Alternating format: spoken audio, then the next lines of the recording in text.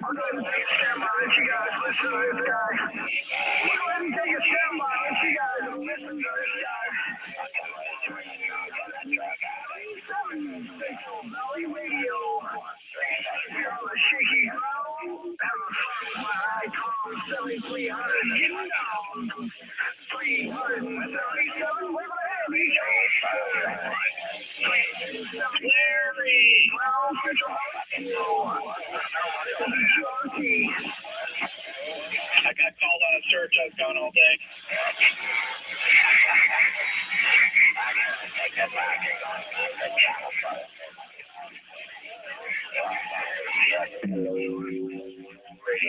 Oh, that's awesome. The break did so well.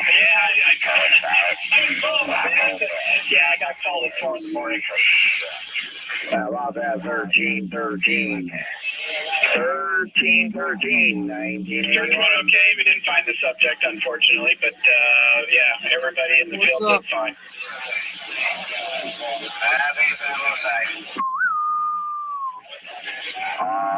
Yeah.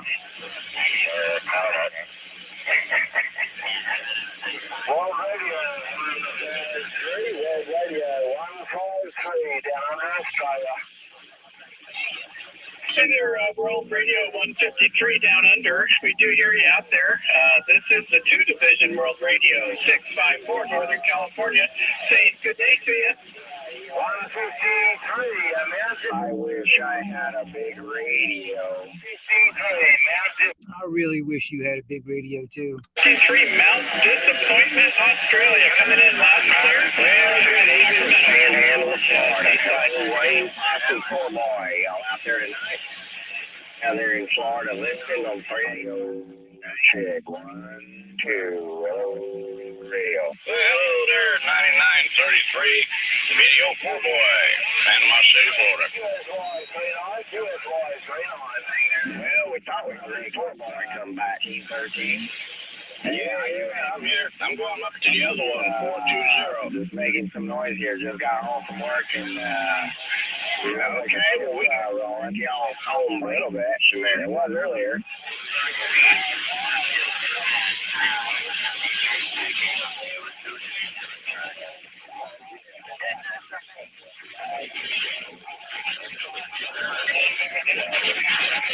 Yeah, hopefully, Prospector comes out. I want to see if he can hear me. I got a new point here.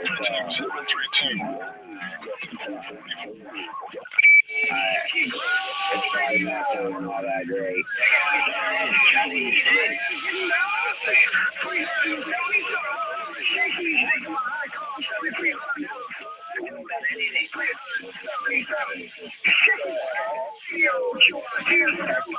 All right, well, yeah, I got to mess around with the equalizer then, kind of figure out where the sweet spot's at, you know.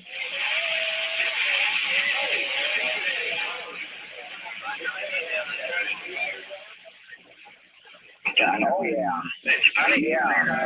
And I just come back and go. Like the Flex Radio or the Sun SDR, yeah. Oh,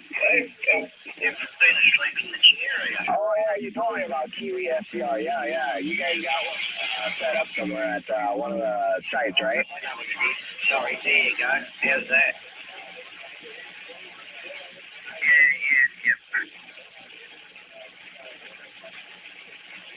Oh, okay. I'm going to need to go look at it right now. Here, I'm going to see if I can hear myself.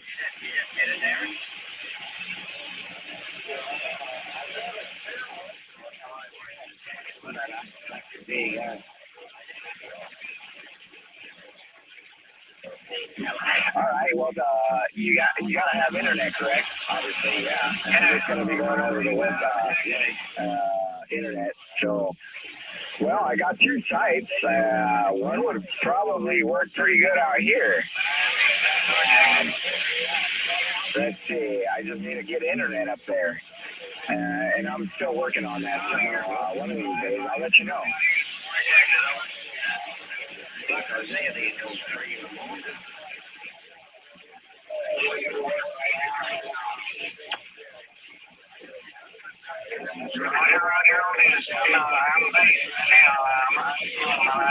Hey, there you go. That's pretty cool. Yeah, let me go grab my phone real quick. I'm gonna look it up. I want to see if I can hear myself.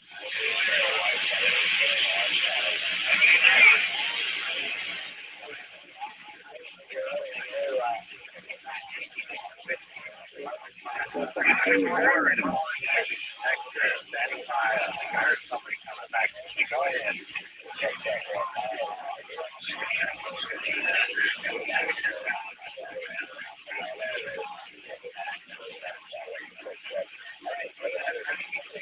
You're fucking right, am I?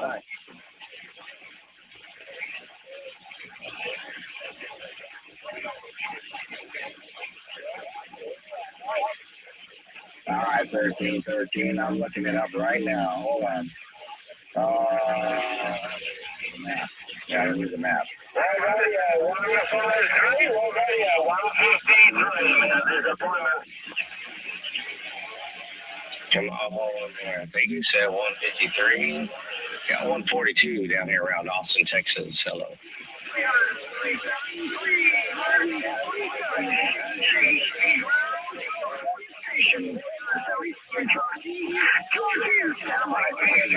I see one that says Ice Harbor. And then I see another one. All right,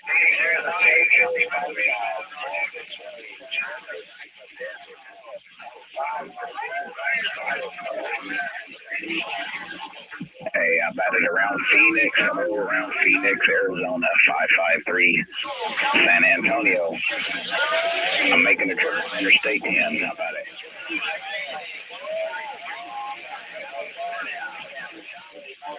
Hey, 1313, yeah. No, I'm not mobile. I'm just making that Interstate 10 connection. Hey, 979. Hey, Phoenix, 553 here in San Antonio. Oregon, that's there on the side.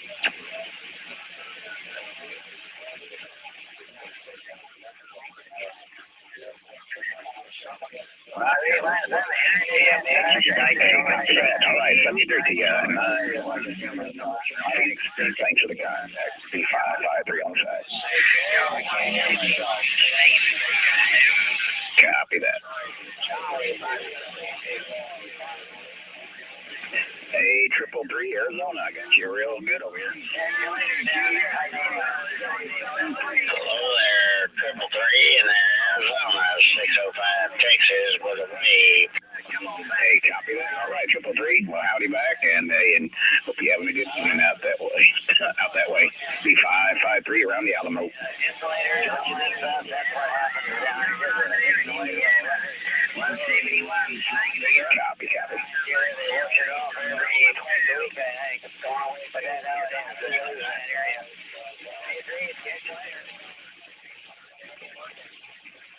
Good evening, radio. All right. Hey, listen, mate, there's thousands of you out there transmitting today. We can hear the whole of the USA, mate. It is absolutely banging in there. 257 605 Texas with a wave. Said that. We'll catch you later.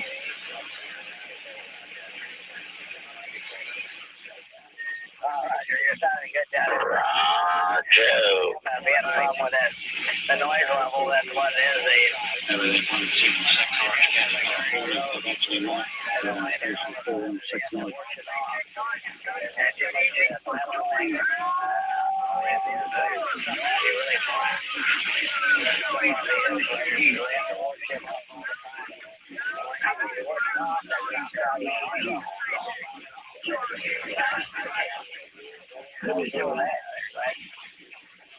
That's an awful sound. 737.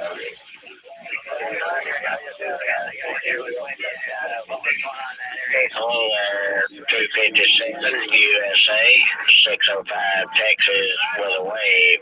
Two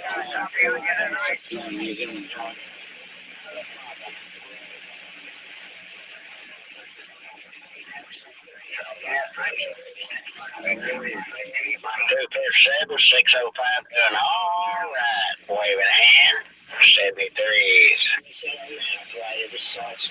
Hey, 16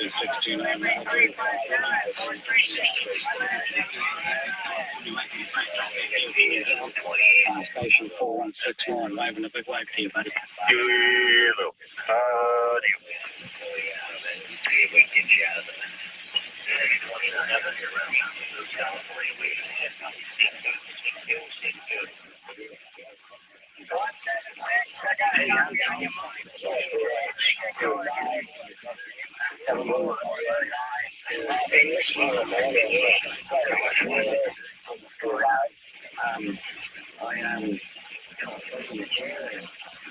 Yeah, I heard you talking to someone.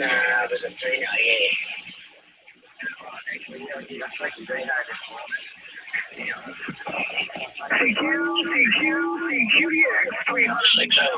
Getting ready to drop down 36. We'll hold down. Real ring up there in about 10 minutes. 605 heading up 36.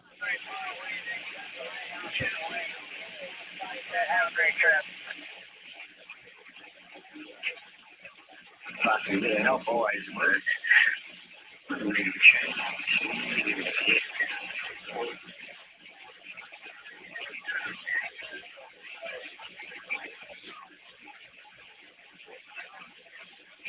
Tango X-ray 292.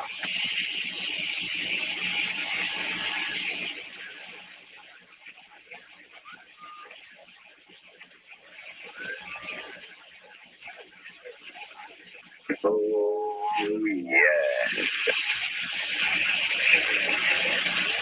Hello.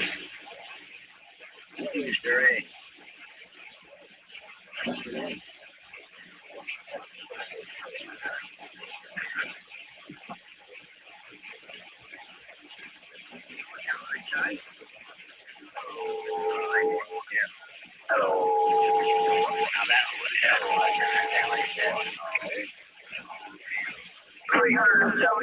Shaky ground, shaky ground, shaky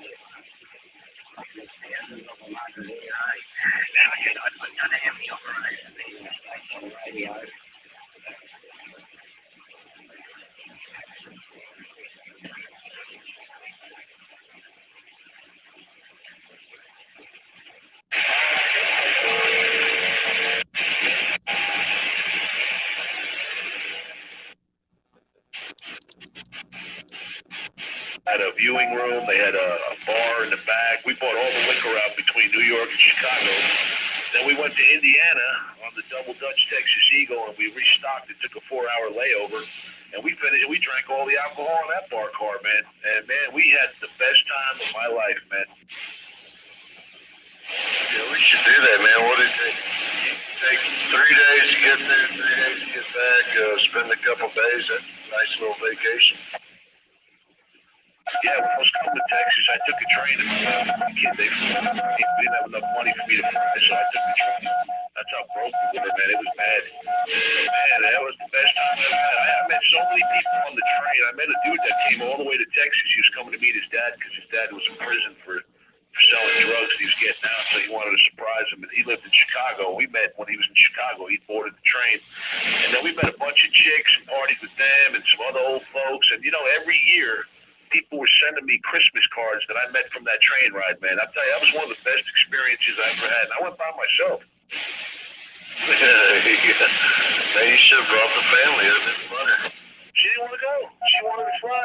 She didn't want to go on the train. I said, well, you know, your ass. We got divorced a year later anyway. That to show you what kind of, you know, how long that lasted. But she didn't want to take the train ride. I said, hell yeah, we couldn't afford the plane anyway. I couldn't afford it, man. That's how broke we were. I was just in between jobs, and it was crazy, man. I paid a lot of money to just fly them over, and then I had to pay for all the moving stuff, and I just jumped on the train. I said, I'll meet you in 3 days, and man, it's the best experience I had. And I forgot what I was going to tell you there. Something that we did that was amazing, man. But anyway, when I think of it, I'll let you know. But I just lost frame of thought there, man. But I also took the train one other time. Me and my ex-girlfriend, Joanne, we went from New York to Florida to Sarasota by train, and then we flew back. Yeah, I wouldn't cost that much. It's not cheaper than flying, I guess. Yeah, I think I paid $179, man. That's all it was for me to come to Texas. That was back in 1994. Yeah, we might have to research that, man. We might take a train ride, take a vacation, take a 9-day trip. You know, go to New York and back. Yeah, I stayed up for almost 3 days straight because all we did was party, man. We just drank, man. I mean, we got fucked up. And there was some lady that was making peanut butter and jelly sandwiches. She had like 10 things of peanut butter and stuff. And man, we didn't even have to pay for food. Everybody was like brought something, man. And we were just pigging out and drinking. And it was like being at a party, man. It was like being at a disco for 3 days. Reminds me of when I was a kid, we go to the worst fest. Yeah, I'd say 16, 17, 18. We'd drink all the whole freaking 3 days of the worst fest, walking around drinking. Yeah, we were like one big happy family, man, because everybody was going to Texas that was taking that train. So, you know, we were picking people up all the way down the line, you know, from New York to Chicago to Indiana. We went through all over the place, man, a whole bunch of states. And I'll tell you what, late at night, them trains go about 130 miles an hour, man. Those things were cooking, dude. Sweet, man. I bet I'd sleep good on that, man. That'd be great. I'd probably sleep through that real good. Yeah, we slept one night. The second night, we slept up there in the bar car, which is up on the second story. They had 2 TVs on each end and open glass so you can see outside. Everybody crashed out up there because they had these long couches that you could lay on. Oh, yeah. I've seen that double-decker train go through the heights heading to downtown. What's up, Yeah, you Snoop? go into the handicap bathroom. They have several bathrooms on the train. You know, every car's got a bathroom on it, but you go to the handicap one, and it's real big, and you can almost take a shower, man. That's what we did. We went there and took a horse shower. There you go, yeah, nice. Well, we learned that from some guy that he takes the train all the time. I just don't feel like talking right now, Latin Patriot. I'm just sitting here listening to it all. I just kind of, I monitor all kinds of stuff. You know, everybody was cool, man. And people, like I said, every year, I would get a But Christmas the card skip's in, so I've been listening to stuff that's not near me. Folks that lived out in the sticks, man, that took the trains for the first time. It was, like I said, we became like family, man. It was the coolest shit. Yeah, that's awesome. That's awesome. Now they're going to make that a bullet train in Dallas or something. I don't know if they're going to go ahead with that or not. Yeah, I heard about that. That'd be a good idea, man. Yeah, you can get to Dallas in a couple hours. That wouldn't be bad. Well, when Perry was in office, he was supposed to put a train line between Galveston and Dallas. You know, down there. Yeah, but Snook wants me to talk. In every city between here and James Point, Springs, and all of that. He didn't do it. He took the rest of it into Oh, yeah, I wish they built a huge subdivision, like almost right across Aldine, Westville. Yeah, he took all that money, put up the HUD housing and several other types of real estate plantations, put in that railway system. Imagine how much traffic would have been minimized if they would have did that. Everybody would have carpooled, jumped on the train and came home. And plus, like say Dallas or something, the train, you know. Good thing, man. They should have did that. Yeah, if we could take the train to Galveston. I didn't own the car. I went to Oh, yeah. Probably, man. But like, for instance, these 2 guys are sitting here having a conversation. I didn't really feel like jumping in, you know. But yeah, I mean, you know, it's a pretty good chance. If I can hear them, most likely I can talk to them. I mean, you know, I'm not running really a lot of wattage, but, you know, if the conditions are right, I don't really need a lot of wattage.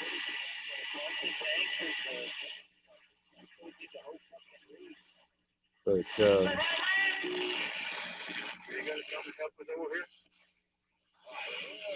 yeah, I haven't been in a talking mood. Uh, you know, I've been just doing a lot of listening. I learn a lot more by listening than I do talking. So, um,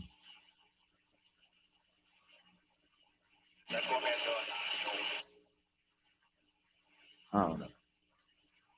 The skip was running pretty thick this today, but I didn't get home until about 4:30 or something like that. I had to do some work today, and so yeah, it was running pretty good. And then it's just like 7:30 at night right now, so it's kind of drifting off.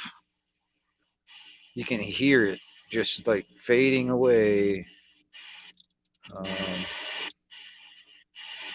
and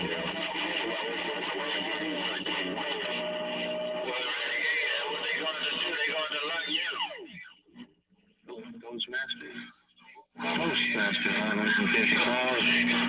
Out of the evening, postmaster.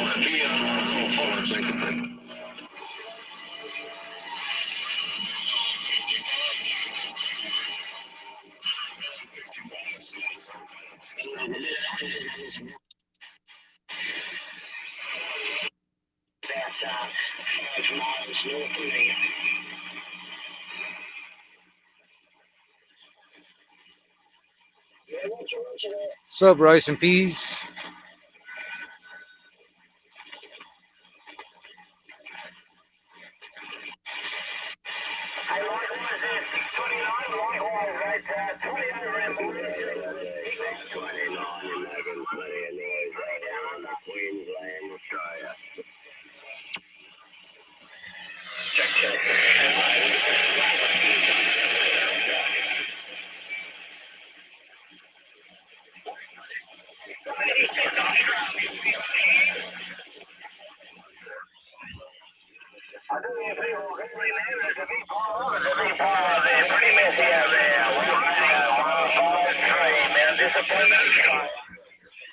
Well, rice and peas. If you're in the UK, that's 6 hours ahead of me. So whatever time it is there, it is 7:30 in the evening here. It's 6 hours difference if you're in the UK. Yeah, it's the easiest way to remember. Six, yeah, for my location anyway. And so it's probably like 1 o'clock or 1:30 over there.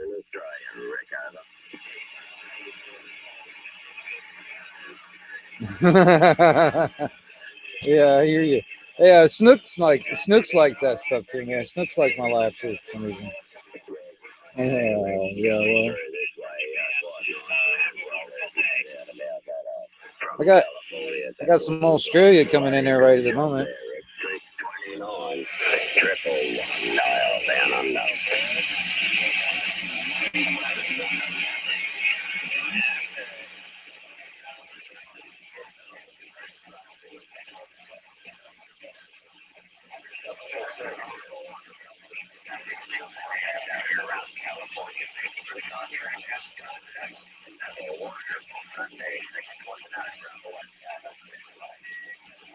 Hey, yeah, QSL on that one, man. Rick, no worries whatsoever, like, mate. Yeah, fantastic Saturday evening. Take a nice steady drive. I'll be jumping on the road on the lawnmower shortly. 11:33 a.m. over here, Sunday. I don't know if I can get any of these guys down here in Australia, but I'll give it a shot. 629 California, World Radio 111 dial with a button. We'll mug off and bye for now. Hey, World Radio 111, you got a copy of the 1122 over here at Second Division?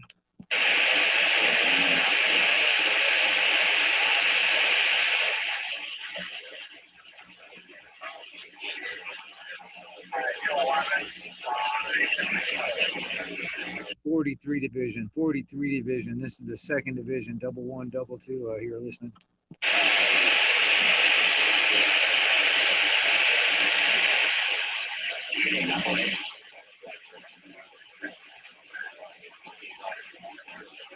Yeah, right on, right on. You have a good one. No worries there, mate. No worries. Yeah, hello, Jim.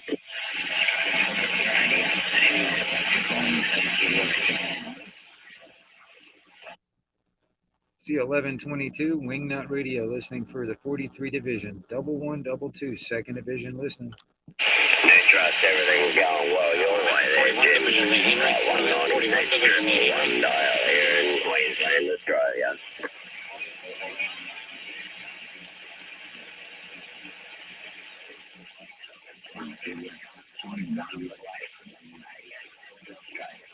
Yeah, well, I'm not running enough wattage, and then on top of that, conditions aren't just good enough, not yet, for me, to stretch out all the way out to Australia at the moment. They're not coming in really strong.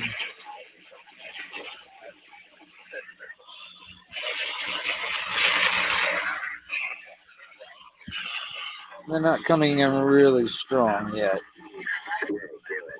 I mean, that guy right there, that one, he's in Queensland, Australia. Yeah, mine's been pretty steady so far.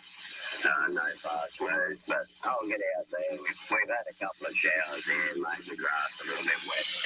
We've got to get on the ride on and do a bit of splashing around the front yard and the paddock next door. But yeah, it's all good over here in Australia there, Jim. 196 1 dial with a wave.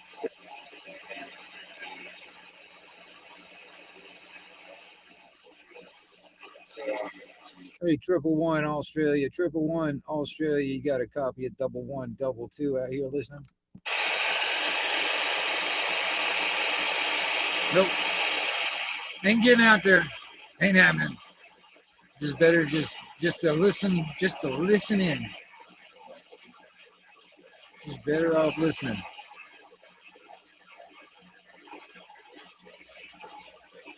Yeah, good on you, Jim. Always looks like that's terrific signal right here. No doubt about that. All right, buddy. If you have a going out there, I'll just take along then a little bit this way. And it'll be I'm going to tell you something, man. I don't know about all y'all, man, but I'm freaking cold over here in Florida. It's freaking shivering type cold. I don't like it. I don't like it one bit. 196 111 dial Australia. Bye-bye. Fucking goddamn gas prices are fucking $4.09. What is it? It was $4.09 the last time I put gas in the car. At $20, that's like 5 gallons, man. At a 23-gallon tank in my fucking truck, it'd take me a little over $80 to fill that motherfucker up right now. It's fucking insane. Tired of it. You know, in all my life,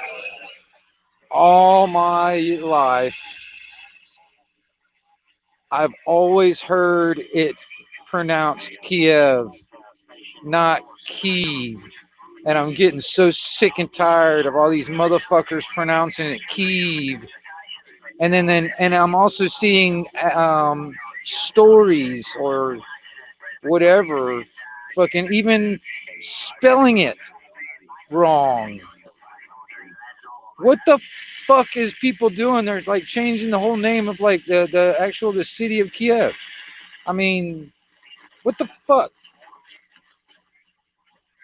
What's up, Kino? Good to see you, man. You know, there's just certain things, man. It's just like been bugging me, and I'm like, fuck, dude. And then I'm sick and tired of like the dumbass up there in the fucking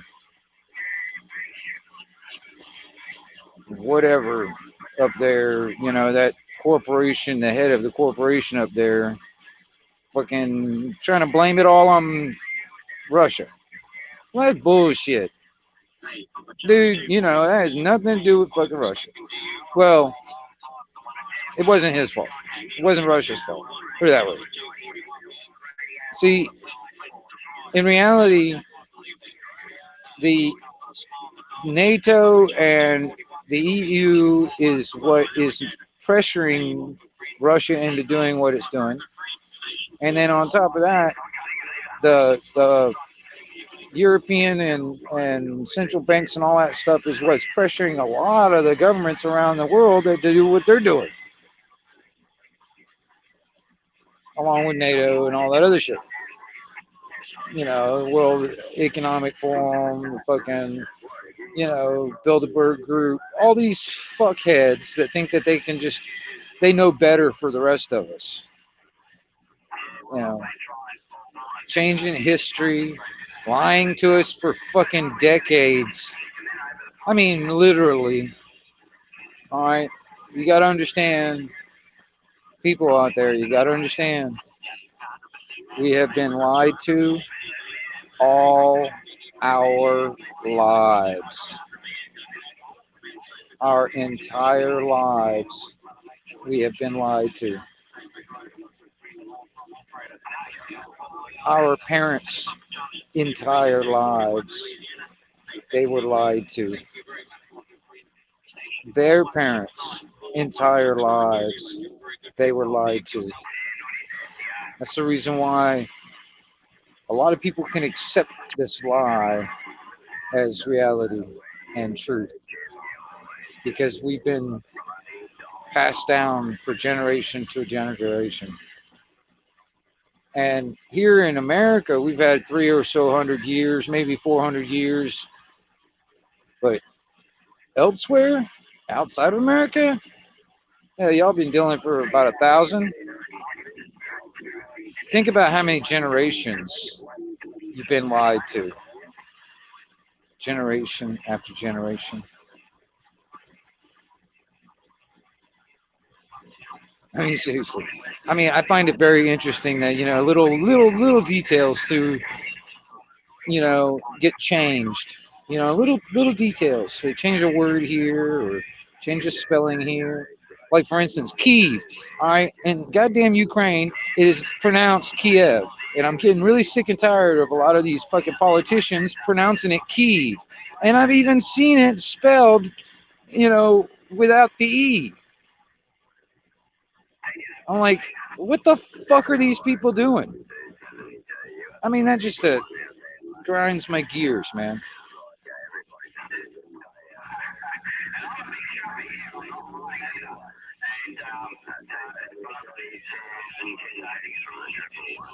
I'm just like, okay, these evil people want to bring the chaos out. They think they can control the chaos and create order out of that chaos.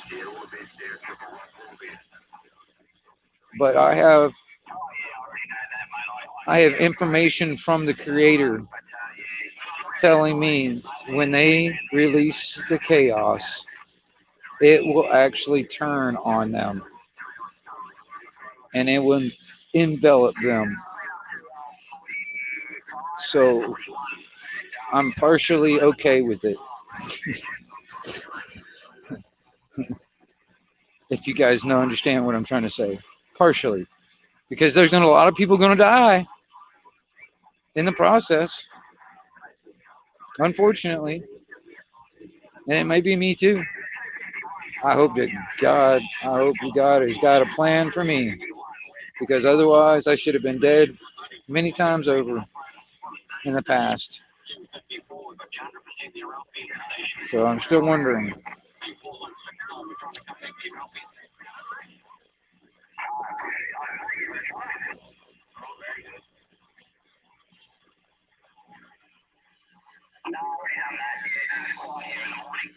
What's up, Ian? Yeah.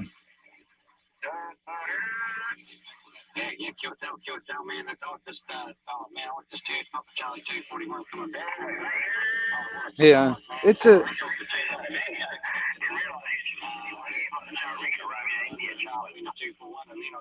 So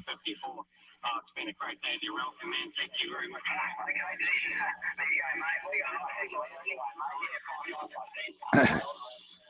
How do you have a battle with evil without becoming evil?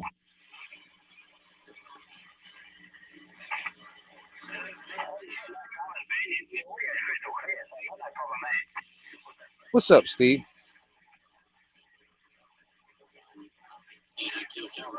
How do you have a battle with evil without becoming evil?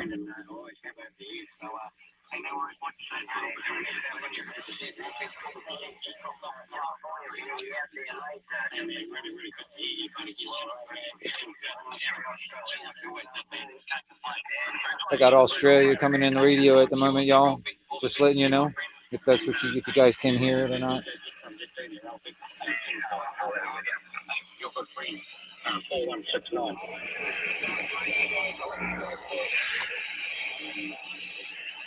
No worries, mate. So did you see there's a personal few stations on the frequency, so I think I think for you. 73 in Queensland. All the best, mate. 73.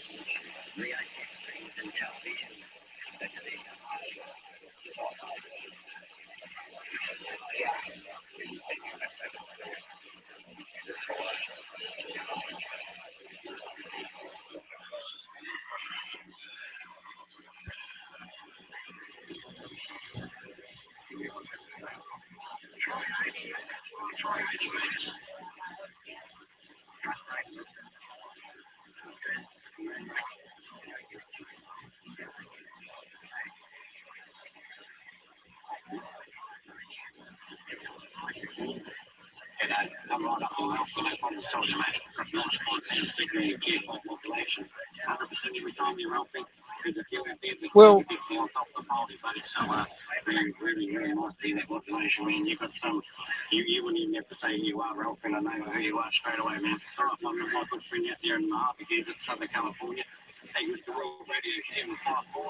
Hey, a big thank you, my friend, and you get some and you look after yourself and keep safe from the strange times. Station World Radio 69. You're good sleep off. We're on the side, you Ralphie.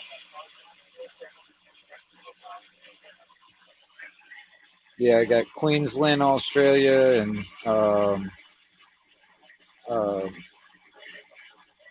but I think it's mostly Queensland around that area coming in at the moment. So Let's put on white Alex.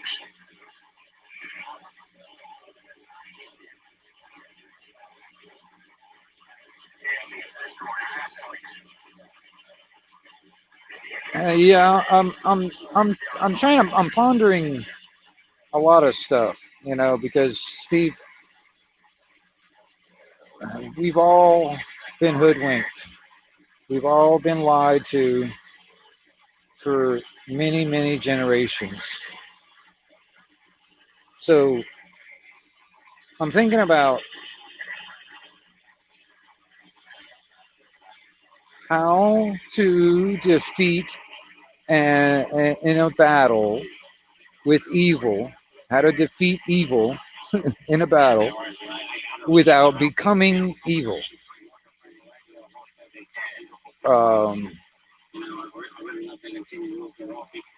Because So you just make sure you look after that antenna and also if the family if yourself, man.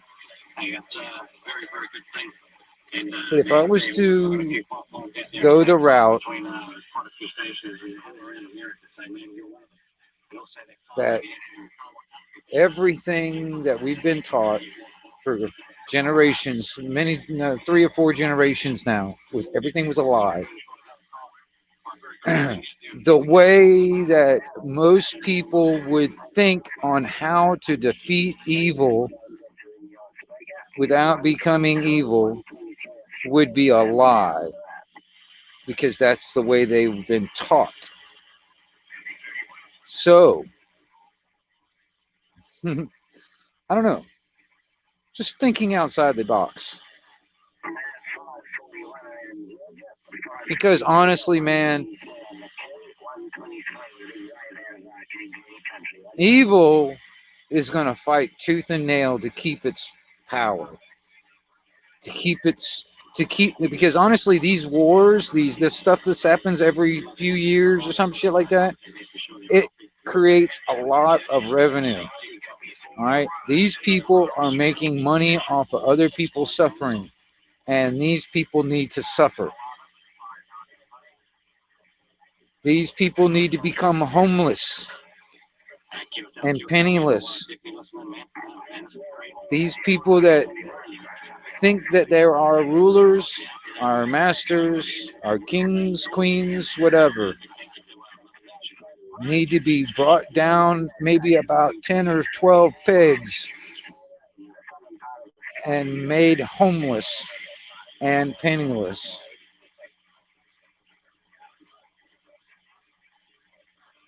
I don't suggest killing them. I mean, that would be too kind, in my opinion. Make them homeless and penniless with no authority, no power, nothing, and let them live it.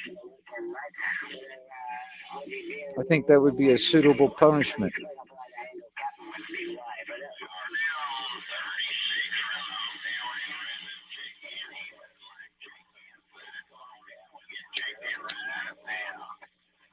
What's good for the goose is good for the gander, right? Whatever is good for us is good for them, right?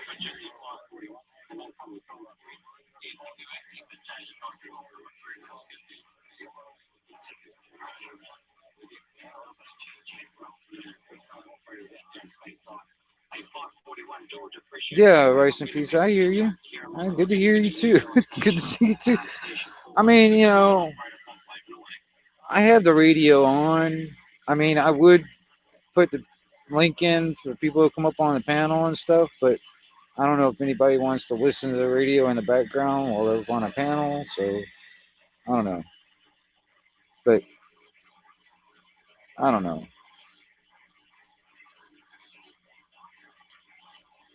But I don't know. It's just these are the things that run around in my head. And honestly, man, I don't really talk about it that much because I really don't hear anybody else talking about it either. But there's a lot of stuff that I talk about sometimes, man, that a lot of people are not talking about. I don't know. But I've been doing this for over 20 years.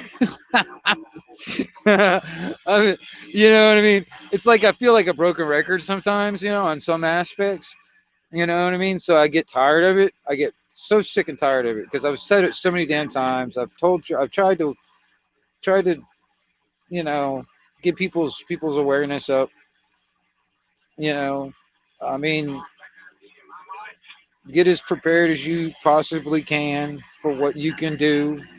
I mean, get some skills, get some talents, get some trades down because that's going to be more important than stuff when it comes down to shit hitting the fan. Shit in the fan, yeah, stuff would be good, but skills, trades, stuff like that, you can carry with you in your head, and it won't, doesn't weigh anything. You know what I mean?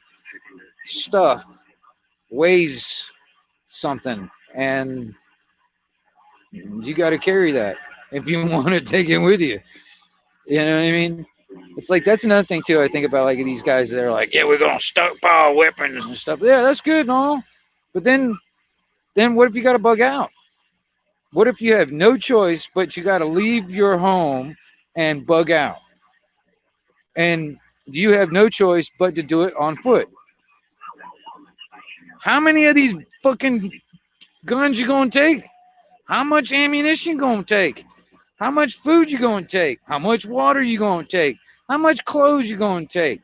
What are you gonna take for a damn tarp? You gonna take anything for a tent? You gonna take anything else? What you gonna take? You gonna take some kind of something to cook food?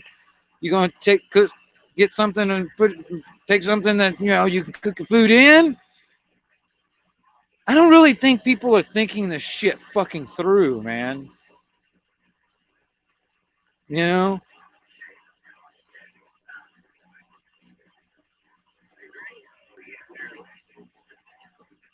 it's just, I don't really think people are thinking it through.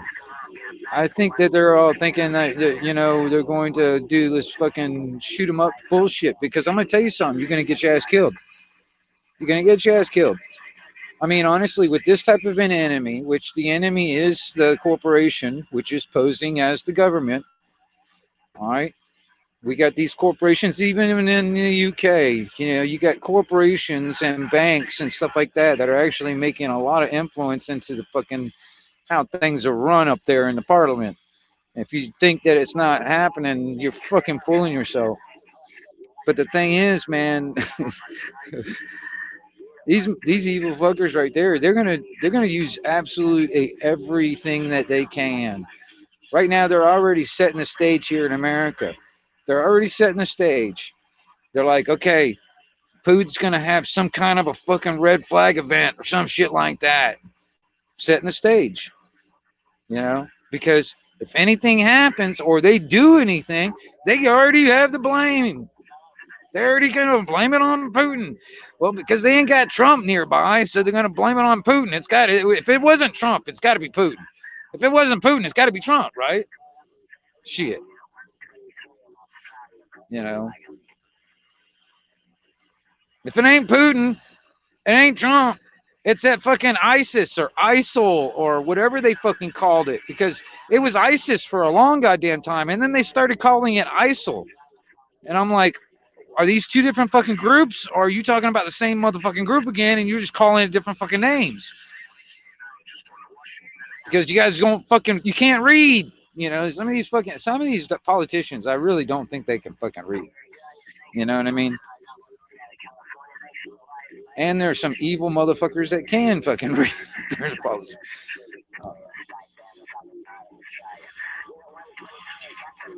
But I'm gonna tell you something. When it comes down to the bug out scenario, there are times where it is a no choice scenario.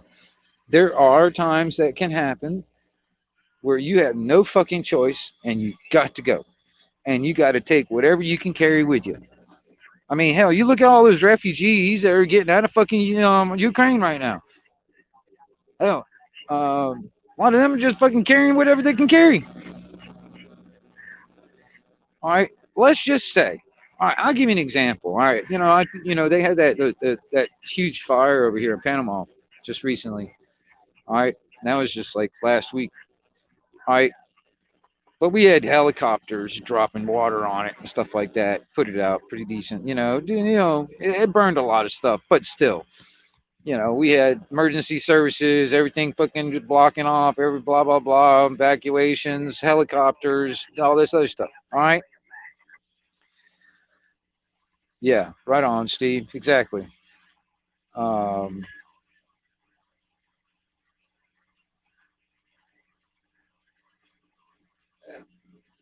if we were in a shit hit the fan scenario and you were in that area and a fire like that started up and there was no emergency services, no helicopters dropping water on top of you, and you had this fire coming towards your fucking house and it's going to burn your fucking house down.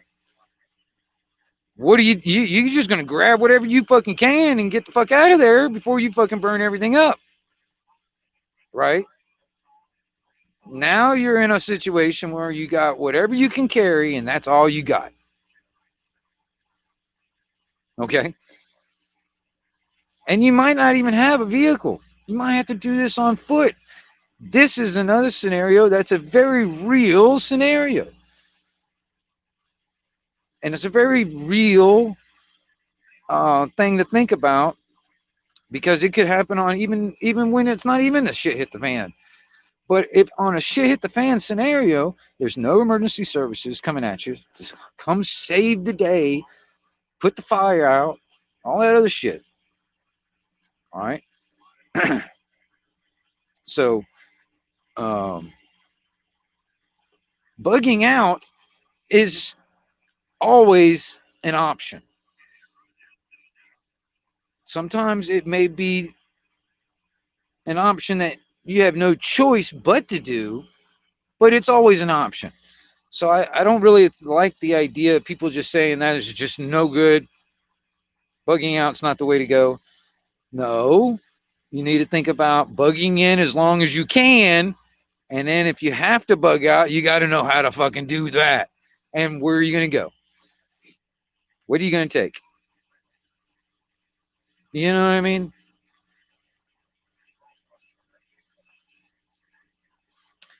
I've got 4 dogs at the moment. Dude, I got to think about dog food. If I want to bring my dogs, if I got to go somewhere, if I got to take my dogs with me, I don't know.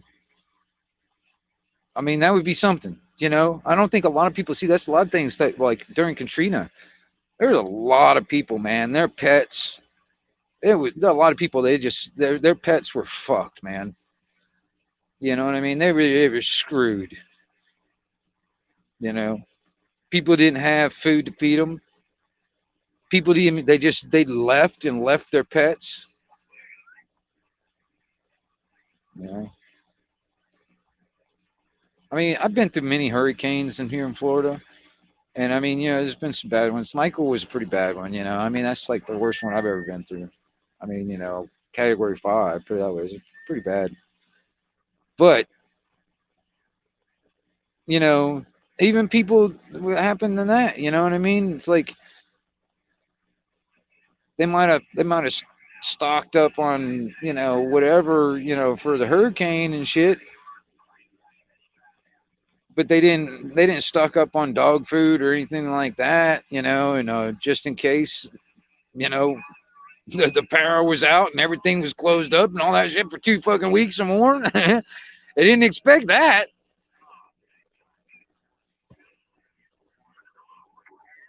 No rice and peas. No, I'm assuming that somebody took them. That's what I'm assuming. I'm actually trying to keep, stay on the positive side because otherwise, the other end of it is he probably got killed somewhere.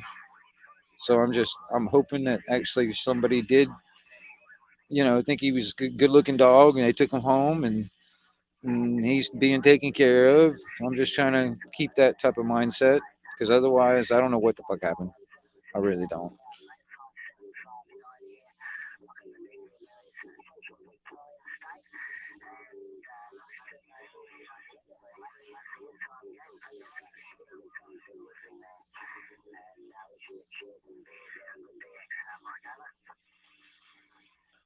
Yeah, I agree, Steve. When it comes down and nobody can actually plan for everything, I'm just thinking about realistic things. You know, like for instance, if it was a shit hit the fan scenario and a fire broke out and the wind just happened to kick up just right, man. I'm a serious man. After that hurricane, there's a lot of dead shit around here. You know what I mean? That a lot of these trees that got fucking killed during that hurricane are just nothing but just rotten, tinder, just waiting to go. All right, you think about it. I mean, it's a very real scenario. All you need is one little spark, and next thing you know, you just, it's gone. All right. And I mean, if you ain't got like emergency services sit there and coming to save you, come to do you good, yeah. We have rain, yeah, but I mean, there's it doesn't rain every day. But I'm just saying, you know what I mean? I mean, there's all kinds of things that can happen. You know what I mean? Hell, just keeping your ass fucking clean. I mean, seriously, washing your ass during a shit hit the fan scenario. A lot of people don't even think about that. Just be able to fucking wash your ass because I'm gonna tell you something.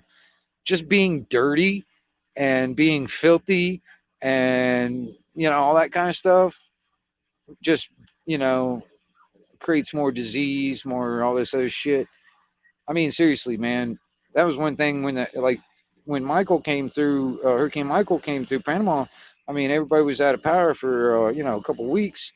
I mean, there was, I mean, down there in town, in the city, dude, people didn't have water to wash their ass for like a week or more. Yeah, I mean, come on.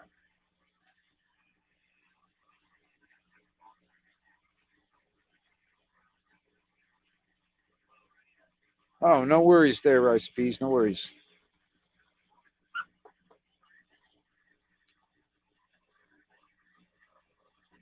I don't know, man. It's the little things to me, man. Because I was homeless for 10 years, man. It was the little things that it's like you know, every day it was like, okay, what am I going to eat today? All right. Where am I going to sleep tonight? Where am I going to take a shit? Where am I going to shower? Those were the simple things that it was an everyday thought. Every day I had to think about where I was going to sleep, where I was going to eat, where I was going to shit, where I was going to shower.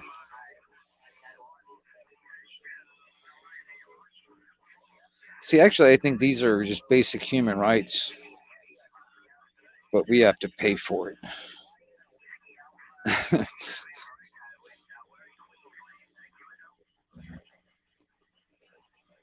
In this corrupt fucking society that's been built by fucking criminals, yeah, we have to pay for our basic human rights.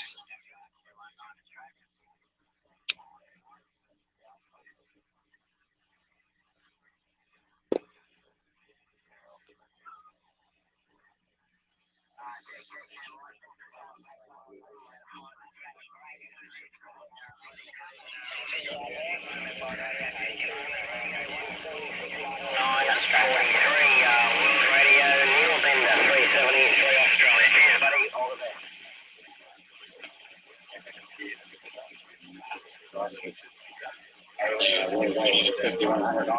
Okay, man, 51. Yes, mate. Thanks.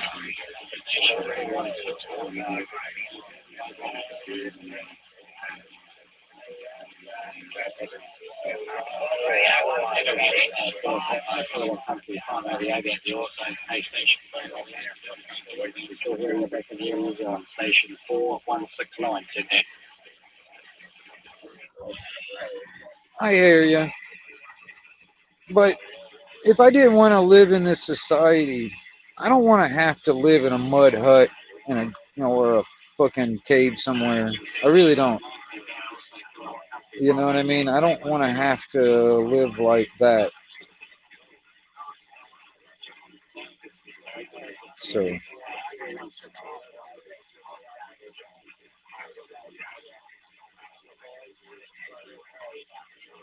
I don't want to be a part of a criminal organization. I don't want to be a part of it.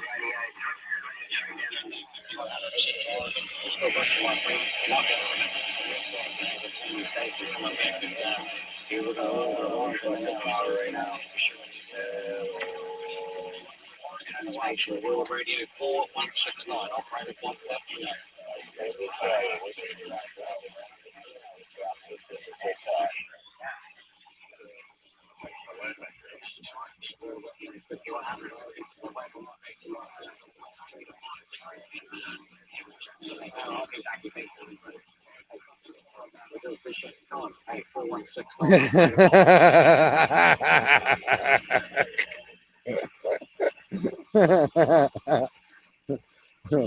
Yeah, yeah. Who's the victim? The state? Yeah. Fuck that. Who's the victim? The federal government? Yeah, fuck off. Check, radio check.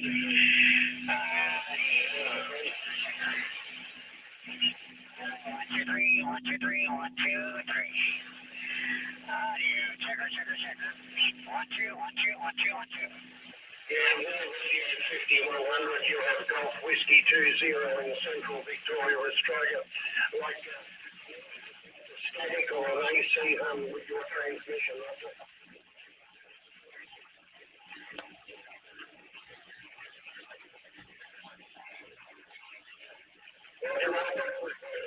That was better. Golf Whiskey 20. Yeah, I hear you on that.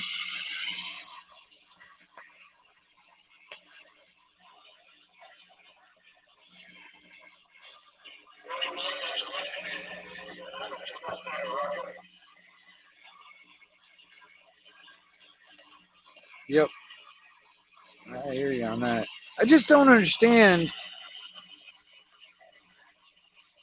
Well, I do understand why um, a lot of people are.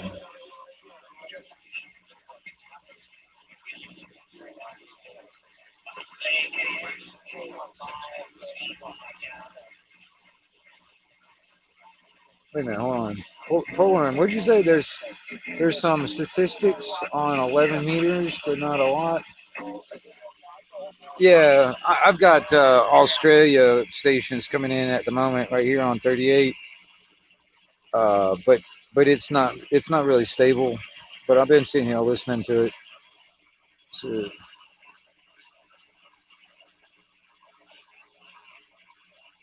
well, they're old batteries, Steve. They're old batteries. I'm still working on it because I mean, honestly, like here, I'll give you a I'll go, I'll give you a holler. You can see, watch the voltage drop down to about 10.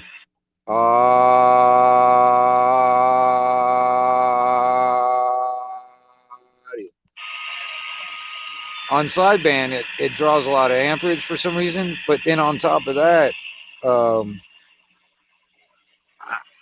I need it to stay closer to like 12 volts, not 10. You know what I mean? That's getting really close to the edge on where it could start fucking my radio up. So I need to actually have that voltage. I got to figure out exactly. I don't know which battery it is. What I probably have to do is just disconnect everything and let everything sit for a while and find out which one is the lowest one out of all of them. I have not actually uh, disconnected everything for a very long period of time and done that.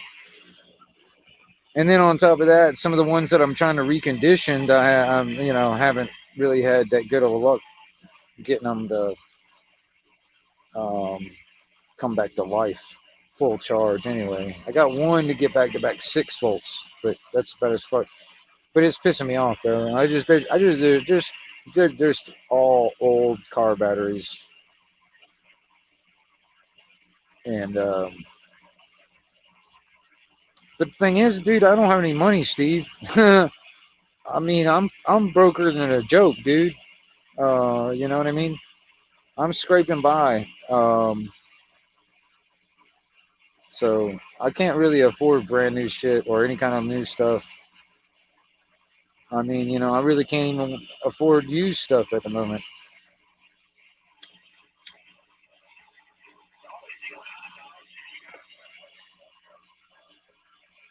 I got a lot of things that I want to do, but it all comes down to fiat currency in my hand and trade that to people that accept it.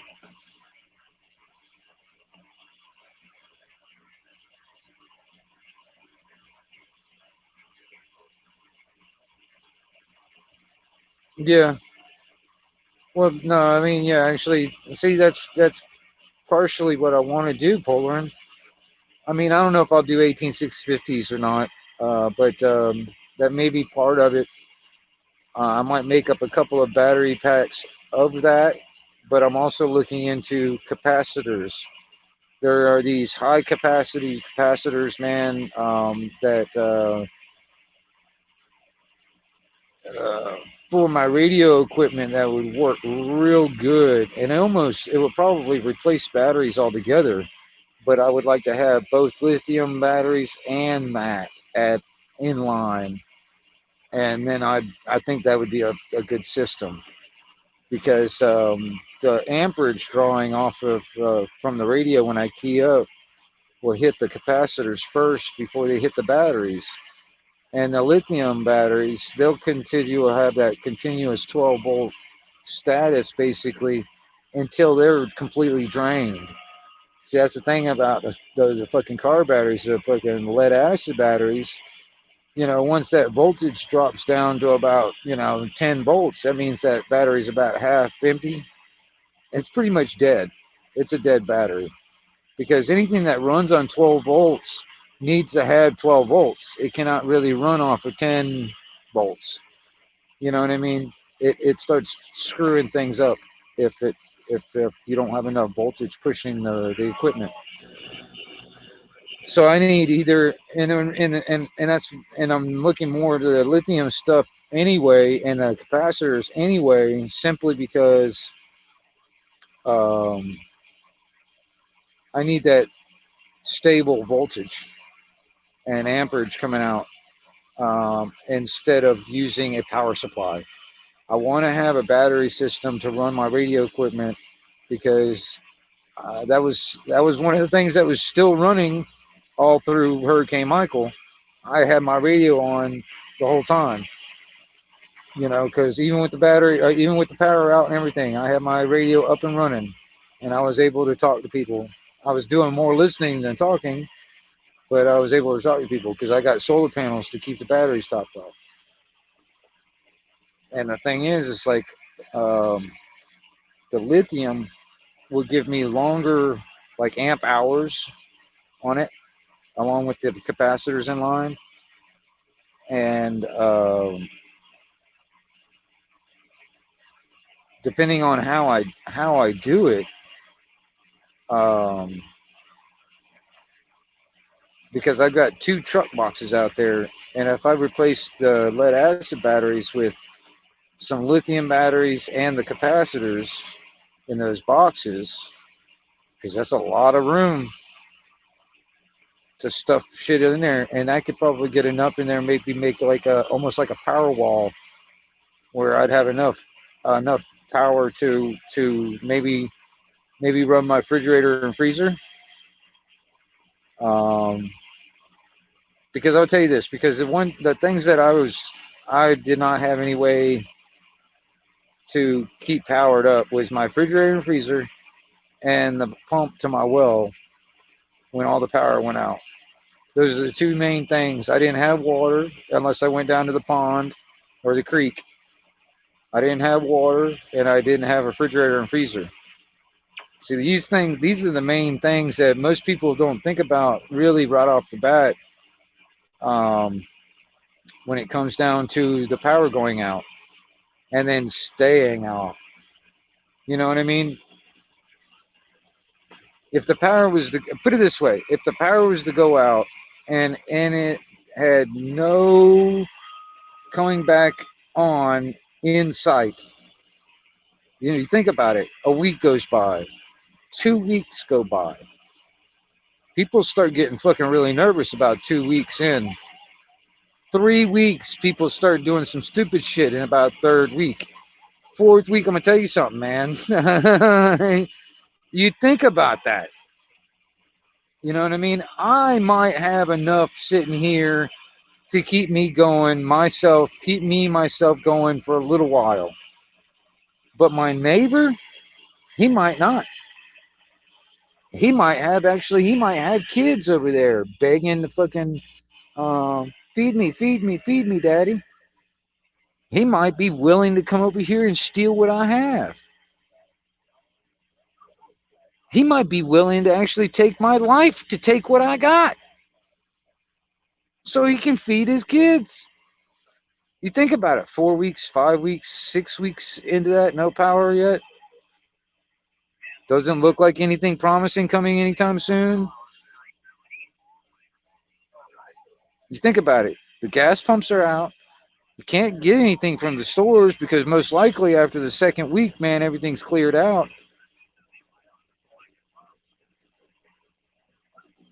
Think about it, y'all. I mean, yeah, I mean, rainwater. Okay, I have the option of doing that. I'm not set up at the moment because I don't have. I've been looking at some of these old containers that I could use, but it's over there where I'm doing the welding for the dumpsters and stuff. He's got a couple of these big ass fucking uh, plastic containers and stuff over there that I'm thinking about using for if I can buy one off of them, for rainwater catchment, mostly just for like just to keep my plants watered when when it doesn't rain, and other stuff like that. I'm nothing for like drinking water, unless I filter it.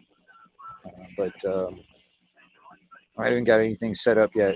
I've got a pole barn over here, which would have plenty of surface. If I put a gutter system on it, it would have plenty of surface to catch rain. So, but this is another thing too. I mean, this is my dad's piece of property here that I'm staying on, and there's a lot of stuff that I'd like to do, but it's not mine. Um,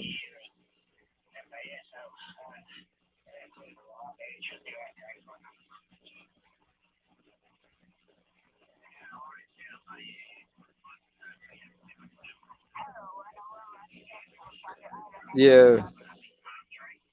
Oh yeah, dude. I mean, I've actually had people say, "Man, hey, man, when everything goes down, I'm coming to your house." I was like, "The fuck you are? You ain't coming to my house. You damn sure ain't coming to my house, especially if you ain't got nothing to offer. Now, if you got something to offer, well, we can talk about it. But like, I mean, damn sure ain't coming to my fuck. No, shit the fan. You ain't coming to my. If you ain't got nothing to offer, you don't even think about coming my direction. I ain't got nothing for you. I ain't got nothing for you."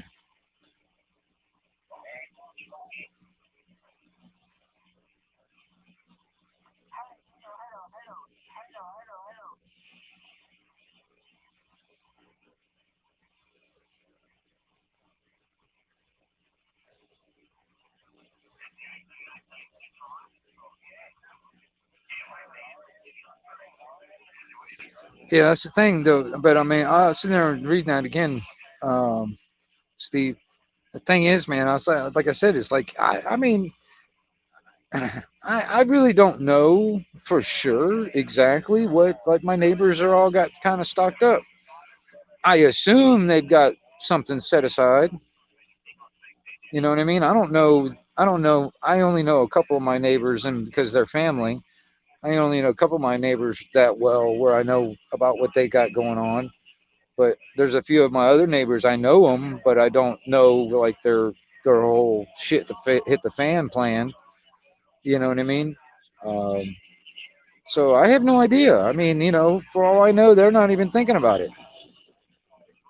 I mean, for all I know, their whole plan is to just go steal shit from other people when this shit hits the fan. There are some people out there that's their whole plan.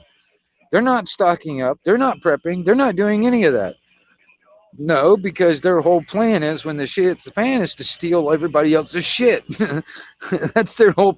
That's because they don't need to prep. They don't need to stock up. They're gonna steal your shit. That's their whole plan. You know what I mean? No, I mean that's for real. I know people that have actually admitted that to me. Yeah, that's what I'm gonna do, man. I'm like, yeah, okay, fuck off, motherfucker. You're gonna be the first one shot. Come and steal my shit. You know what I mean? But still, there are people out there for real that is their plan is to not have a plan. That's their whole plan is to not have a plan because when everything goes to shit, they're just going to steal everybody else's stuff.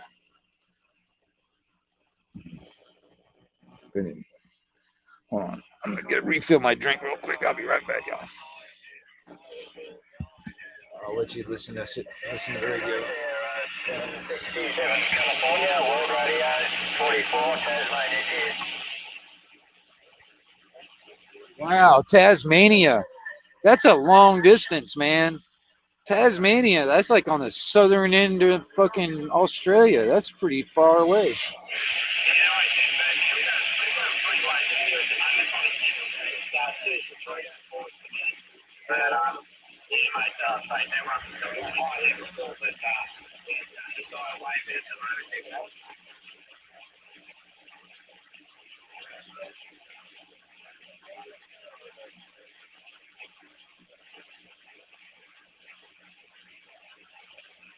Copy, mate. No, they're dying away here.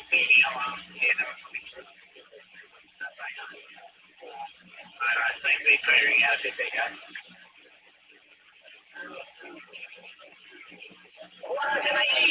West, mate.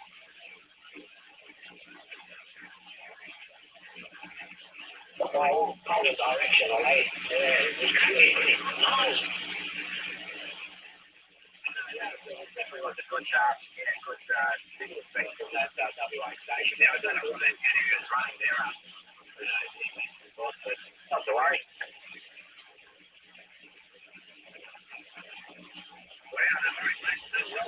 Yeah, mate, really nice.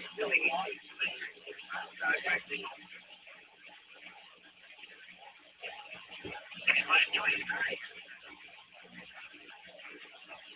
The induced conditions of that will have a stash of masters cracking about. So we go.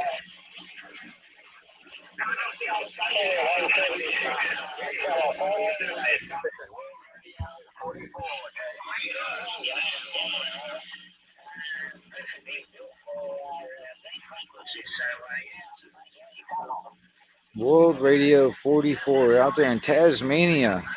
That's pretty cool, man. Here in a station out there in Tasmania, all the way from Florida. I love it when it's like that. I wish it was better or I could talk to them.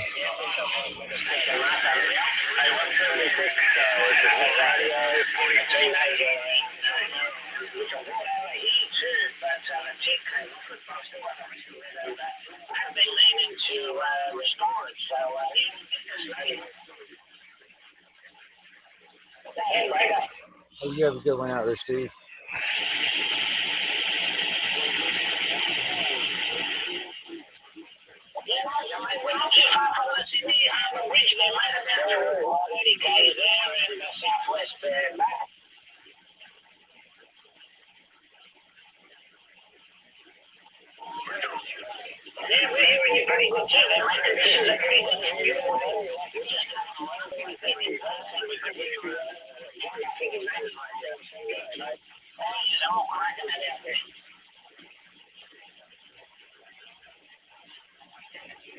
Damn, Steve, I didn't think you were in the UK I thought you were in the USA for some reason.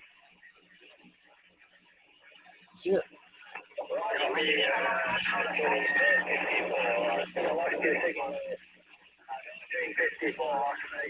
World Radio 44, Tasmania, 73.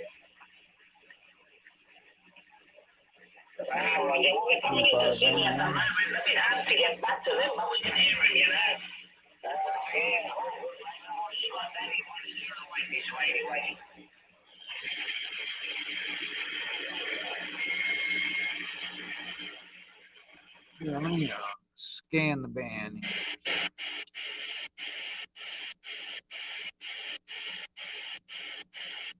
Killing.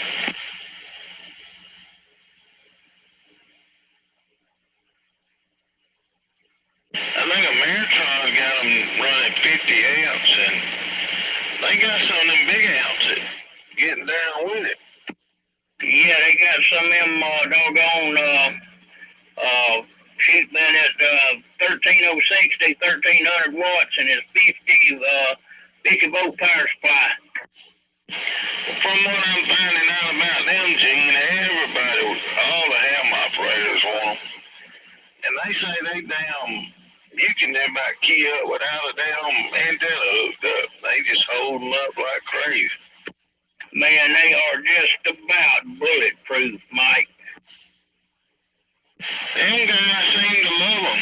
And I don't see a bunch of them toe up, you hear me? When I got a 600 here, there's something wrong with it. I got to send it back to them, let them work on it. But I don't know, man. It's just some little oddity and some little something, you know. But it just costs so darn much shipping out there with that power supply. So you gonna do you have to send the power supply back every time? Well, I don't know if it's something in the power supply heating up or something in the amp heating up, but what I'll do is I'll get my pickup and drive to Starksville, Mississippi one day. Yeah. See old Rob or Stan. Uh-huh. Well, if you do it anytime soon, it'll be cheaper to ship it. Well, you're right. How did that thing operate, Gene? Everybody knows, man, you can't buy them damn things. When you see one of them, damn, they high. Yeah, they real high. They operate good, Mike. It's just as simple as they be. I mean, you can get it set up to where you change bands or whatever, it'll automatically change bands. I mean, it's just, it's a neat. Well, it's sort of like this expert I got here. You know, it'll do. I don't know if you can get on this band here with the Mertrons, but you can't get on this band here with that thing I got up there.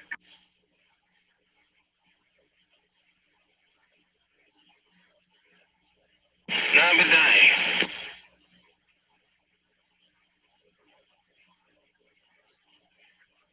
You could if you find somebody to write you a program to go in there and reload it.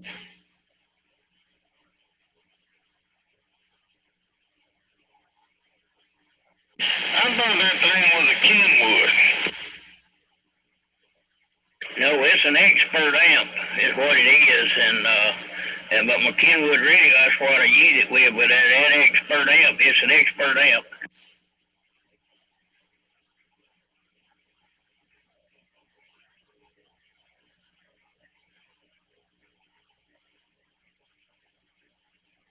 Well, is that the one they talking about? Using them damn, they got one of them amplifiers that they'll do over 2,000 watts, and they say that thing is tough as hell. Yeah, there's several different name brands out there, Mike. This is a good one, but they got one, and I can't remember what the name of it, what it's called, what the name of it is, but now it'll do about $5 grand. Yeah, I was reading where they run that damn thing with no damn antenna, and it don't even fool, it don't even bother. I'm like, God almighty, that thing is something. You know about them Ameritron? No, I don't know what it was I was reading up on that time. I can't remember the name of that thing, but that son of a gun is damn crazy tough. Yeah, ain't no doubt. You talk about no antenna. I was listening to old Motor Mouth Mall on the dummy load today. Damn. But no, that's what I was reading on. They say it's damn near instruct. But do you go to see the price of that thing? Oh yeah, man, they $6,000, $7,000, $8,000. That's what I was telling no name a while ago. Hell, means have any money. Well, hell, I bet you they done got that thing fixed where you can't even get on this CD band with it, though. But if it's that damn tough, you'd know damn well it'd be the last one you'd have to buy. Well, this one here that I got, this expert's like that, but yeah, it's got a computer in it now. You cannot, it won't let you tell you banned, not permitted.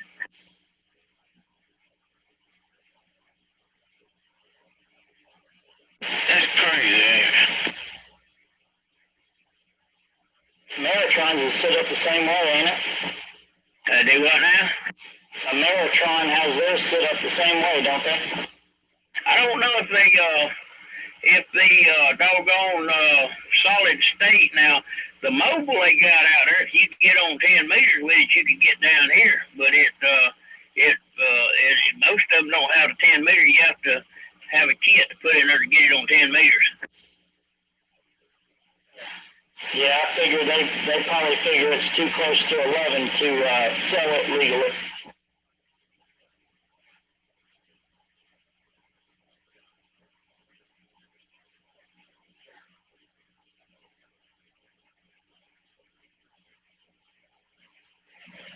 They've got some out there, Mike, that's tube type that's self-tuning. Yeah, I seen them. What is them? ACOM and what else was that thing? Them are sweet. Yeah, and I think you're talking about them Emrons. I think is what you were talking about, being up there, getting way on up there, power and everything. Yeah, I believe that's what it was, but that damn thing was $10,000. I'm like, God, no. It ain't cheap. Heck, I seen one on Coyley's Facebook today. He had posted they had 20,000 watt dead key going from a Ghost Rider box going into one of his antennas. And you looked across that dude's counter right there, and all underneath it, there was like 4 big old huge Ghost Rider boxes sitting under there. I figure that dude had probably somewhere around $50,000 in amps.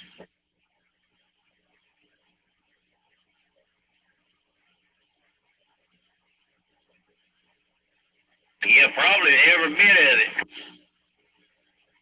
Those are some big son of a guns, but you ever go on their website and shoot, man, it'll make you scared. Yeah, I know. I've been there to look. Yeah, wasn't nothing added to cart on that one, was it? I know it sure wasn't. Well, Mike, it's expert I got here at about $4,000 or $4,500 now, I think. And I was fitting to ask you how much was that. But they say that damn thing is tough as shit. And man, well, you better know it is. You done put it through it, Gene.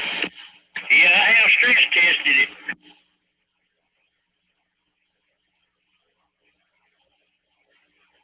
If it get on 10 meters, I'd probably talk to you about that thing.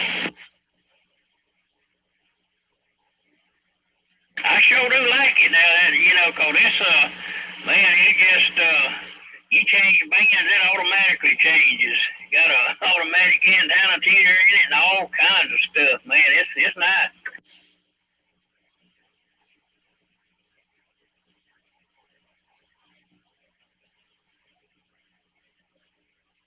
It'll tune up about 2,500. You can put about 2,500 through it, and it'll tune. And it'll go up. I think anything up to about a 4.5 SWR. It'll tune it down to 1.1. Well, how many watts it do, Gene? It'll get on up there 1,800, 2,000, somewhere in that neighborhood. This one will. So just call it says expert 600. That ain't the power of it. Well, now, this is not the smallest one you can get this expert. I got the 1.2. That's what it'll do. But, they got some on up there 2.5 and right on, I think 2.5 the biggest one they make.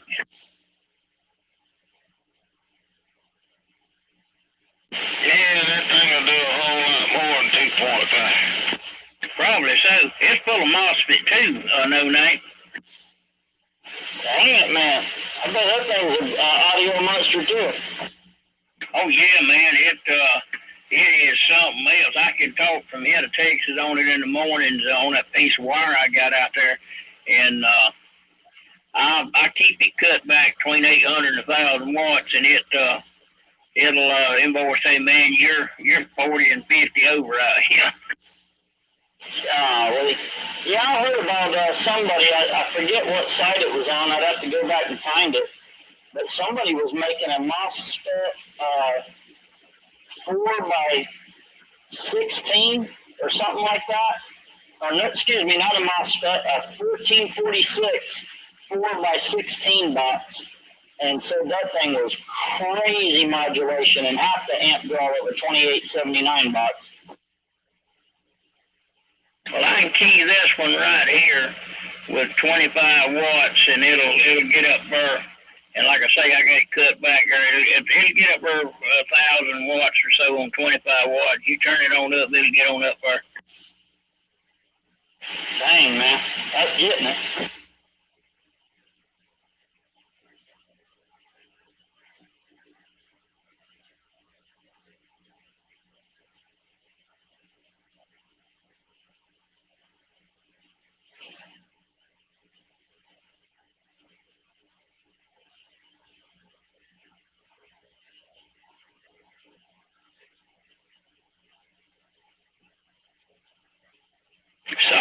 speed like that is the way to go, but man, you can't afford them amps. And quit because he got in trouble.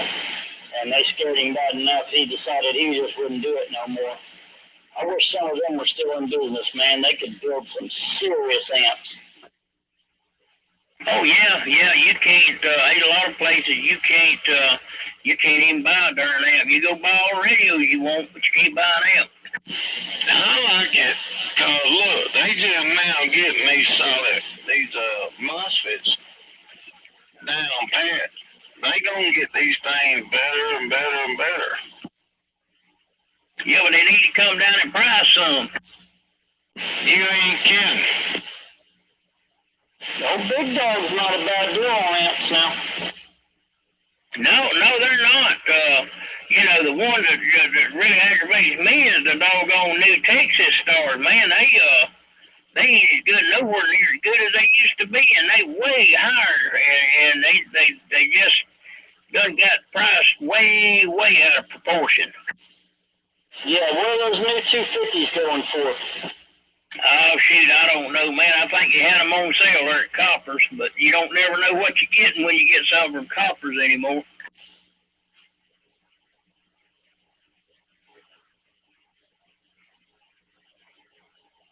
Hell, you don't never know if you're gonna get it at Copper.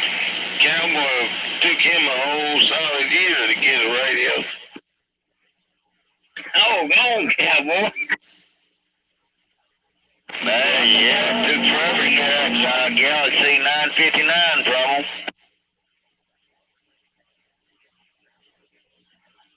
Him told us we can give him his money back and wouldn't send him a damn radio the whole year. That's crazy. You know, they used not to be like that. They used to be a damn good company to deal with. Well, me and him both done forgot he had ordered it. Because I remember him saying he ordered it. And then the other day it finally come in. I'm like, good God.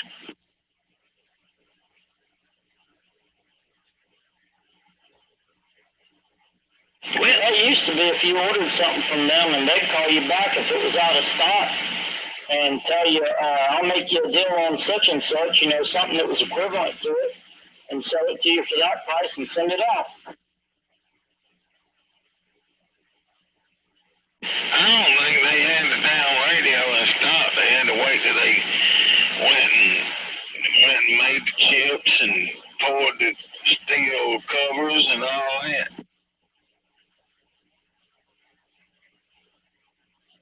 They shouldn't have had it for sale then.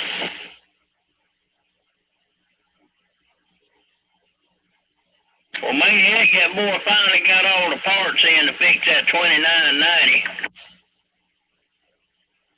God almighty, that's a year waiting on that, wasn't it?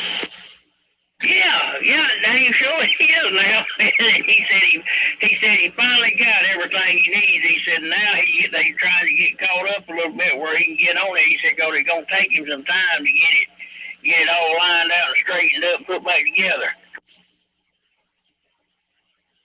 That's the damnedest thing I ever seen.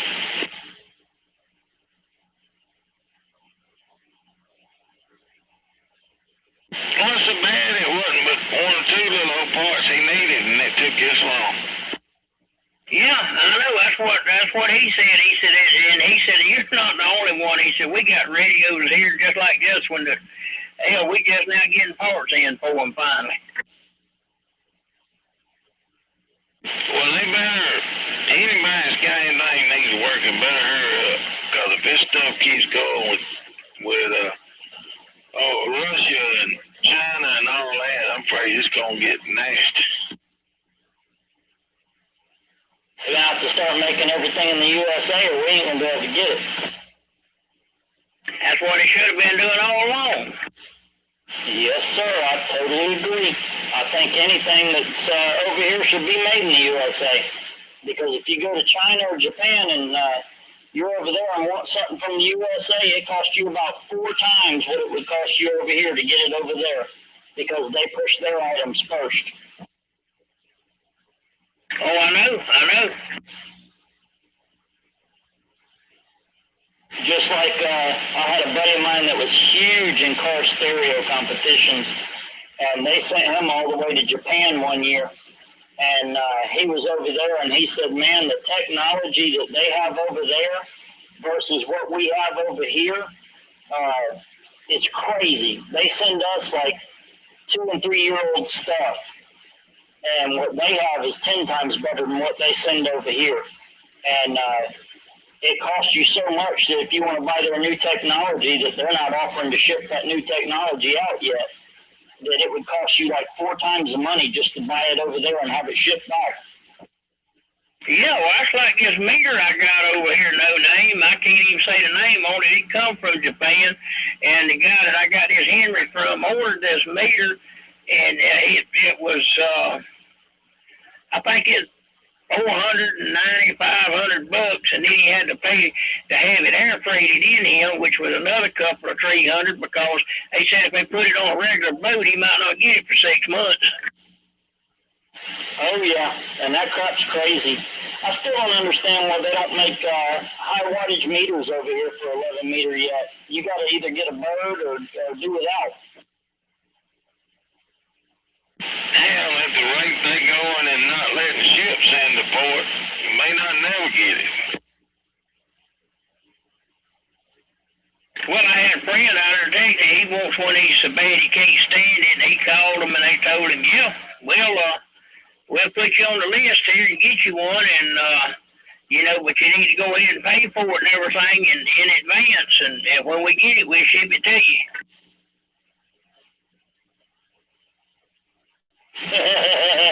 Yeah, eventually. Well, he might ought to get on the list.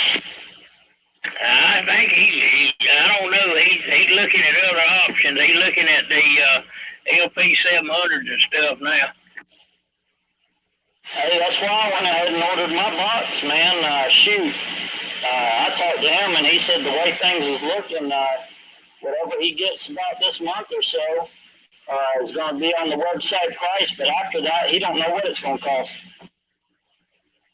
Oh, I know. That's why I went ahead and ordered them Jeeves I ordered for this Henry. They already went up. They was $595 here a month and a half, 2 months ago. No name, and they're $1,000 a piece now.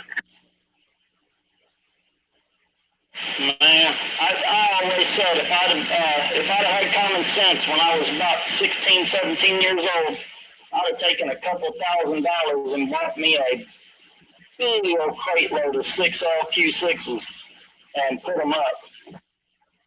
Yeah, don't you know it? You wouldn't have to be pulling riches right now. I wouldn't have to do nothing, man.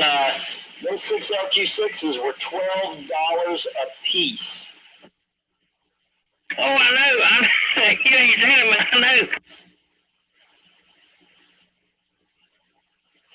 And you could go to Radio Shack and buy them. Oh, yeah, and they would check them right there for you and match up a set.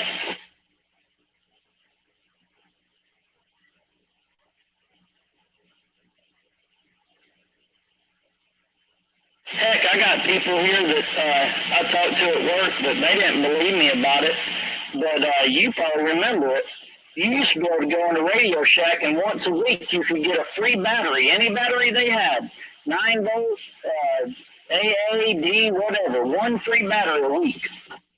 Oh, yeah, man, they always running specials and giving stuff away, especially if you're a regular customer, and I was a regular customer back then. I could go in there and buy all my resistors and capacitors and everything else I needed, even coax. Yeah, and they always kept 102 whips in stock. Yeah, they sure did. They had plenty of them, too.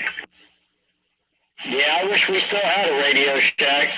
The only one they had was one in the mall, and they didn't keep nothing until they finally just went out of business.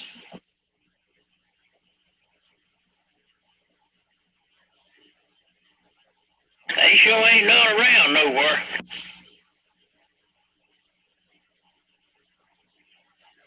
Yeah, I used to go in there and spend hours. Yeah, them darn crust bears and all them doggone, like your Ron Trust bearings and the ones that Yazoo's got and all that, they high. And I was down there at the bearing place over there, not too far from Freightliner. Dothan bearing, I think it is, Alabama bearing or something. Anyhow, they got them, like them, I call them a pillar bearing that fits down there. You can get one with 2 bolts or 4 bolts, whatever size you want, for about $60. Yes, sir. I got me a brand new one sitting back there with the second rotor set I got. Alabama bearings where I got mine too. And I dang sure wasn't going to go buy that stuff. And as far as the plates go, I got a plasma cutter, man, and a powder coater. I need to set my powder coater up so I can start doing some of that stuff. Uh-huh. Well, yeah, if you need to copy one of them plates, I might have an extra. Yeah, that's kind of, I got 1 or 2 out there that's the original Ron 25 plates and stuff. And shoot, man, I got on the websites and started looking. I was like, man, that's why I built that first Hazel that I had. I took up there to the CV cell and stuff. Uncle Bud ended up buying it. I looked at the prices of them son of a guns, and by the time you got one and got all the equipment to it, it was $1,000. Well, that Hazer, that old boy Bill's, when I bought the ones I bought, I think the one for the Ron 25 with the wheel, it's a heavy duty, but anyhow, it was, I bought 2 of them at about $1,400 time I got everything here. One of them for Ron 45 and one for Ron 25. Yeah, see, that one I built, I think Maniac's seen it too. That thing, man, I'd have had no problem putting an 8-element or 12-element beam on that thing, man. It wasn't going nowhere. Gee, I seen one that would fit Ron all the way from Ron 45 to Ron 25. Any time in between. I'm like, that is pretty cool right there. Well, I got a brand new one out here on a piece of Ron 25. If I ever do get that tower put up, I got a big X beam, 42 feet in diameter. I'm gonna put it's a round looking antenna. Look like an upside down umbrella, but that's what I'm gonna put it on. Yeah, we were talking about that beam a couple months ago. I actually seen one on Facebook for sale too. Yeah, I bet it ain't big as this one though. Gee, you know that thing does it go around the tower, and then when you go up, it'll spin. Yeah, on Ron 25, it won't go around Ron 45. Ain't enough room to use it on that. I'd like to have it on there, but you can't put it on that Ron 45. But you put it on that 25. So it's directional, Mike. I know it's hard to believe, but it is directional. Yeah, I read up on that thing. That is one neat son of a gun. Yeah, and it go from 160 to 6 meters, and it's got its own 40-meter band wire and all on it. I had one before, and they worked real well, but they're dang sure expensive now. How big around is that thing? Mine is 42 feet in diameter. Man, you better get that thing on something good and hope the wind don't blow.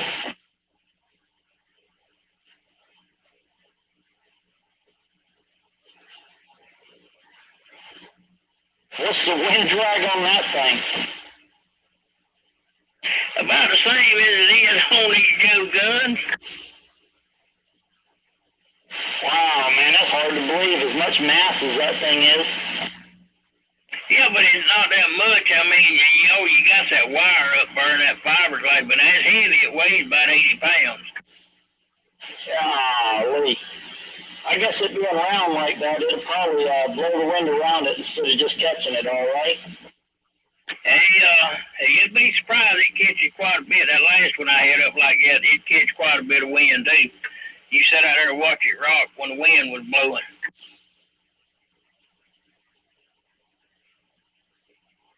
How tall is that tower going to be? Well, I'm going to keep this one down. The optimum height for them is supposed to be 65 feet, that beam, but the last one I had up, no name, was at 80 feet, and we took, it was right at 80 feet, but we took I took a doggone winch pole on my old Dodge 1-ton and put a cable on it and run it up there, and believe it or not, we picked that whole tower and everything up on a hinge plate with a big old heavy antenna and a 144-pound mast on it and stood it straight up in there. Shame on it. You're going to have that one on a hinge plate too, ain't you? Yeah, we're going to put that tower on a hinge plate, and then I got that hazer to go on it too. But, yeah, I got the reason I done it like that, I watched him idiot raise that big gizmochi up. So if I can do that with that, I can dang sure raise this one up. And you ought to have your little antenna tower putting together party.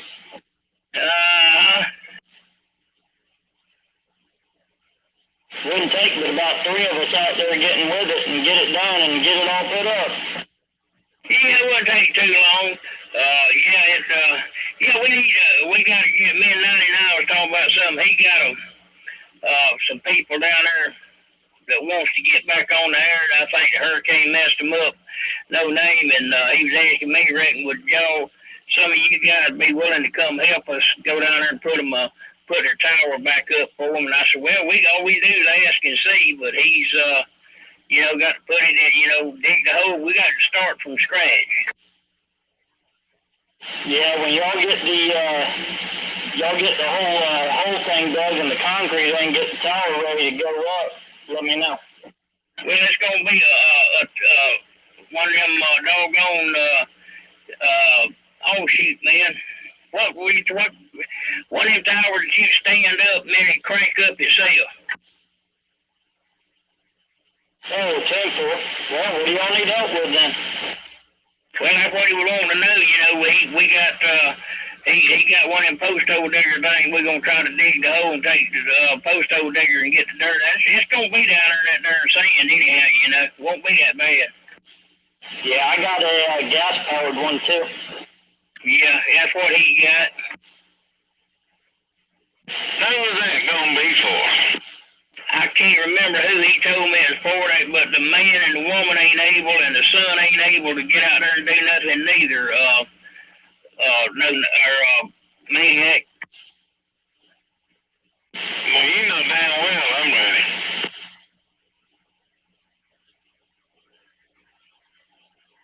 Yeah, just give me a holler, man. That ain't no problem. I only have a few weekends that I got stuff that's got to be done on certain dates, but other than that, I'm pretty much free. Yeah.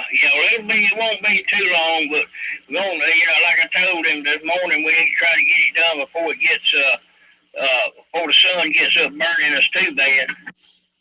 Oh yeah, let's not do it midsummer now. I hear you. Me and Earthquake went and took down some tower and stuff midsummer last year, or the year before. Man, let me tell you what. We got so hot, when it got to the third tower, we both looked at each other and said, you want that one? No. You want it? No. Let's not mess with that one. Let's just leave it there. Yeah, I was over there at that old guy's house, wasn't it? Yeah.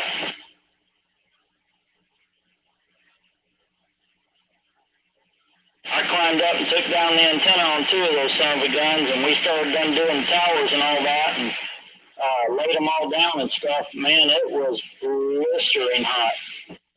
Oh yeah, I know, man. It don't take long. You get all that you stand, and I'll tell you something. The older you get, the worse you get. I tell you what, I don't know why, but it sure enough gets hotter the higher you get on that tower.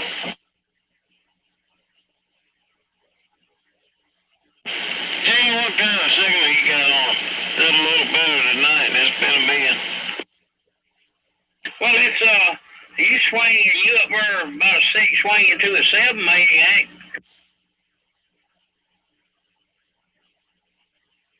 Well, I ain't on the armadillo tonight. Same or a little bit less? I mean, a little bit more. It's about the same. Of course, now you know how this old meter is on this radio. It don't give nothing up. Now, bill ain't no joke, but you know, that's what I'm saying. That's how much difference they are. Yeah, that little Armadillo's a good amp.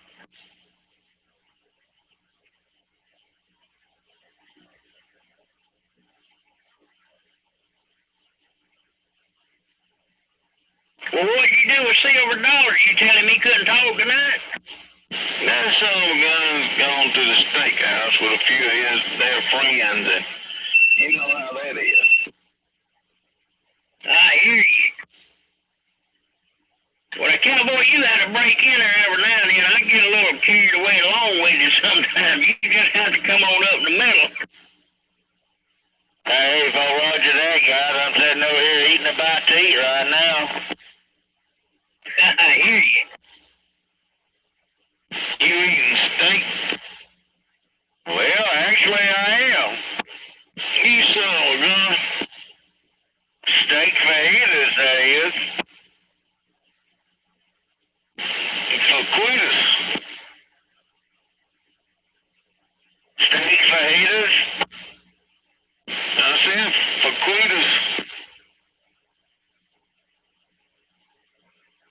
Yeah, fajitas, whatever you want to call them.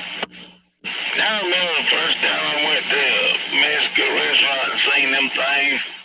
I called them everything but what they were, tempo. Hey, tempo on that. Well, that's like them chimichangas. That's what the damn, I ain't never been you know, I didn't take Mexican when I went to school. And that Don Equos, the Equos beer, whatever that stuff is they sell.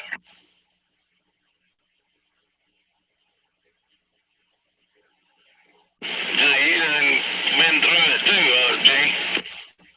Yeah, but now you talking about steak. I had real steak for lunch there. You know them that come in 8 to 10 to the package. You take them out and throw them in the water and heat them up, put them on a bun. Now you're mad. Have to chew them 4 times to swallow? Yeah, that's right. Man, ever since I started buying that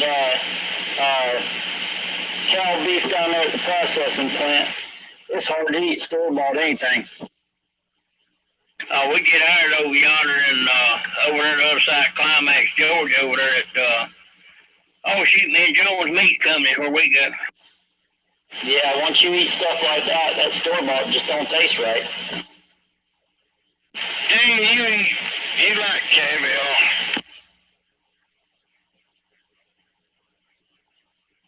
Yeah, as long as they fry it up, they're pretty good.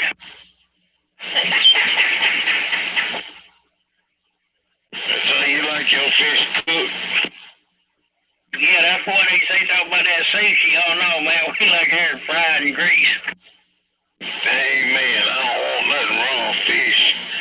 But I'm talking about caviar. That damn stuff is expensive still. Crazy. I ain't never ate none of it. Ain't nothing dang fish you eat. Oh, they raw? Yeah, they raw. I don't want them no way. Well, when you take them and fry that fish egg up, we catch them old brim, you know, before they laid all them eggs. We cut them up and have a big old roe in them. We take that roe and fry that stuff up, and that's a good eating. Well, that sounds like it's a good eating. I mean, we used to do the same thing, but so that's what caviar is. Yeah, fish eggs. Yeah, next time you catch one, cut the egg sac out. Instead of frying it, just go ahead and take you a bite. You mean they charge that much for raw fish eggs? The reason they charge that much is because people pay it. Them special fish eggs, now them doctors and lawyers eat them. And they don't even cook them. That's right, and politicians. I'm from the South. I like my Southern fried. God. You know, they say 1 out of 10 people die from eating them puffer fish. I ain't like playing Russian roulette like that.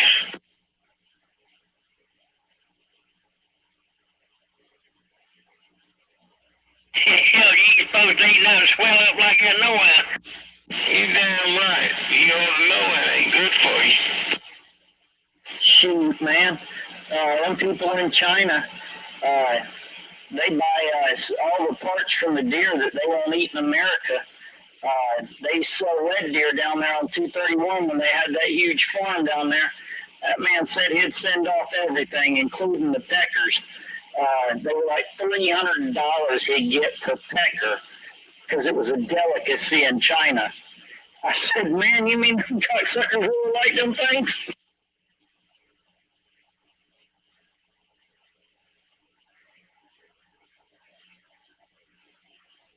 That's crazy. Who in the world, though? I don't know why so many people eat them damn puffer fish. 1 out of 10, it's a fact. Die from eating them things.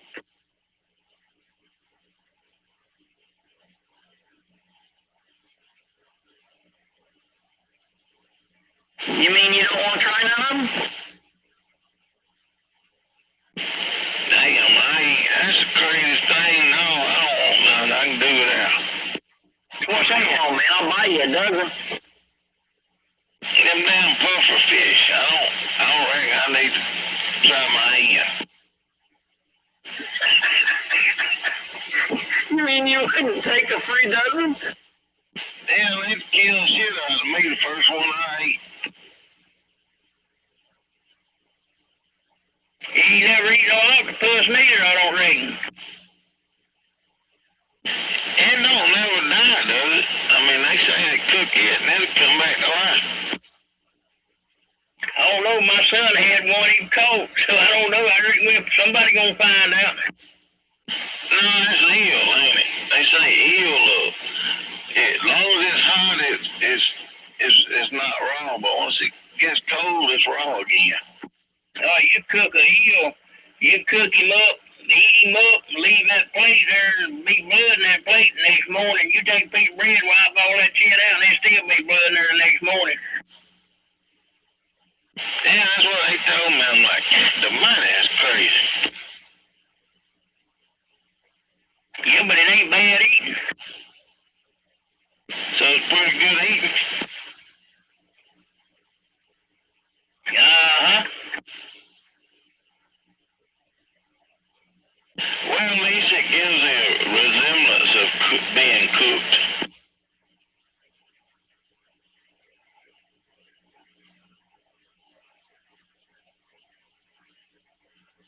You ever eat any smoked mullet? That's some good eating. Yeah, we used out an old refrigerator we made. We smoked them in. That sure did. Oh, man, that's good. My grandfather used to take oak wood, put it down in a 55-gallon drum, and put a grill grate across the top of it. He'd take them and just fillet them down the center, lay the scales and everything straight over on, downside, and just put some butter on them and some salt and pepper. And we'd eat one of them son of a guns before it ever got off the grill. Oh, yeah, you gotta take it off a piece at a time, a little bit at a time, go there and just tear all the pieces with you. To me, that was some of the best fish you could eat.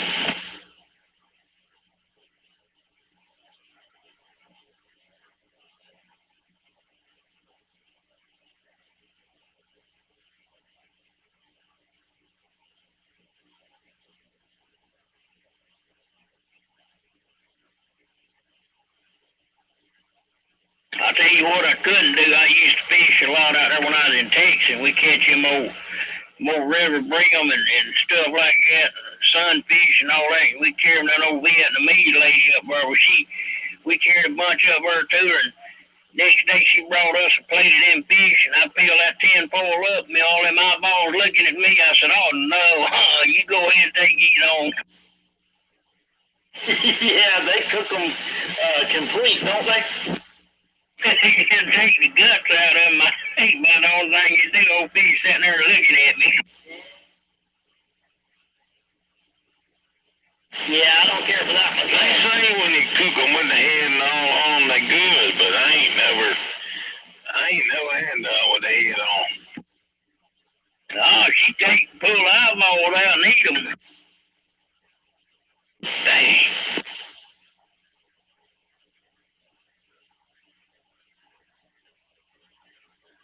They say eating monkey brain is good too, but I ain't never done that. Hell, I don't know about that. I got a buddy out yonder in Texas that pulled 3 tours over there in Vietnam. He said they'd kill them monkeys and they'd eat them. I said, hell, you're lucky to get something to eat over there when they was out there like he was. He said, we'd kill monkeys, whatever we could find out there, and we'd cook them up and eat them.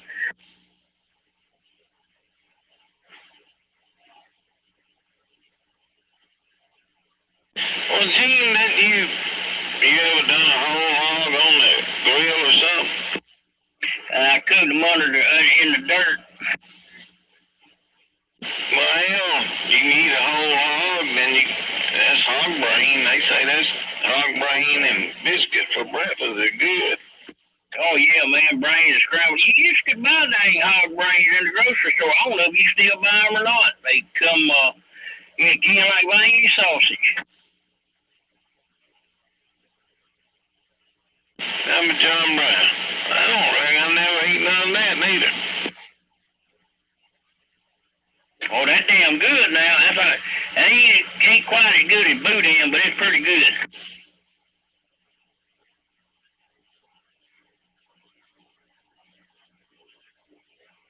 I like boudin and eggs.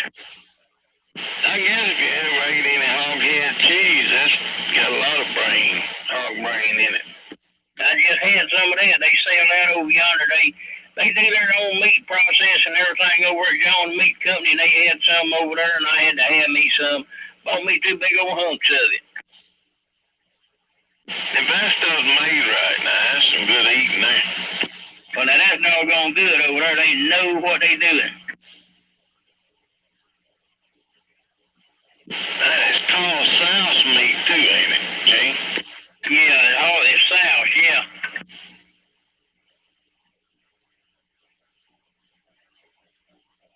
I like doggone crawfish too. How long does it take you 2 days to get full on? Another couple more. According to how much beer you drink with them. Well, you got a good point about like eating oysters. It take you a good while.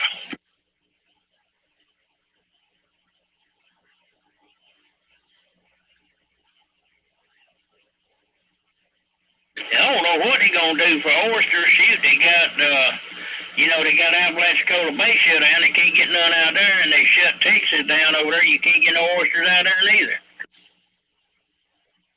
I'll tell you what I like. Oyster stew now. That right there, if you're gonna do oysters, I love the snot out of that too. Yeah, my wife can make some of the best oyster stew you ever eat.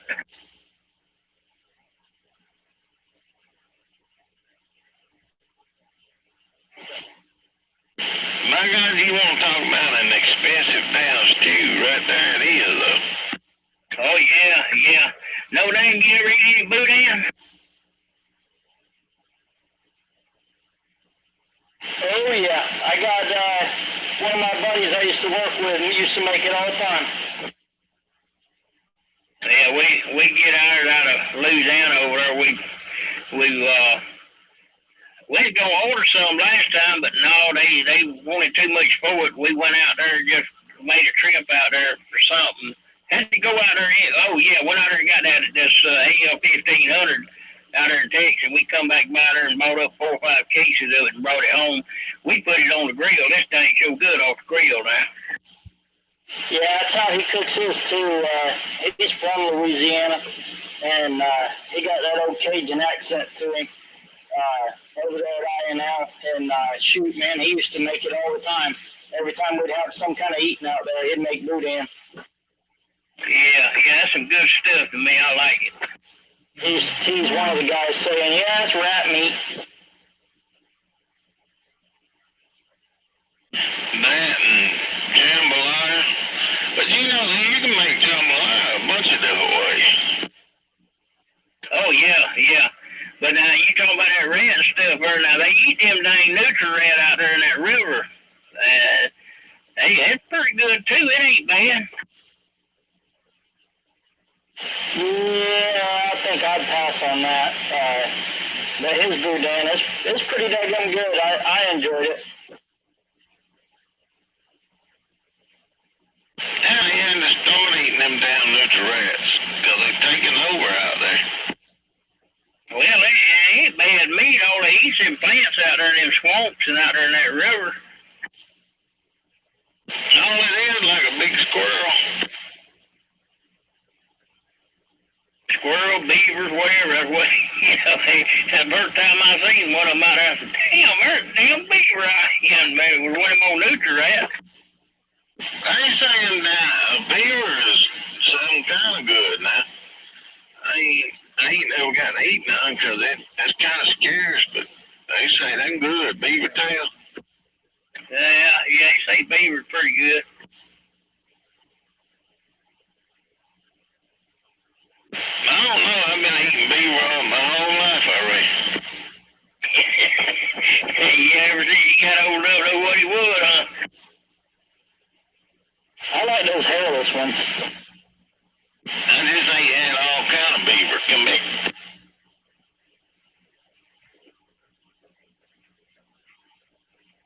I draw a line on certain kinds.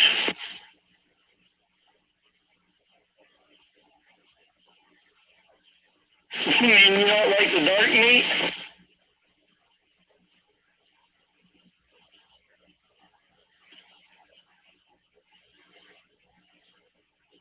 I ain't never had no Puerto Rican beaver.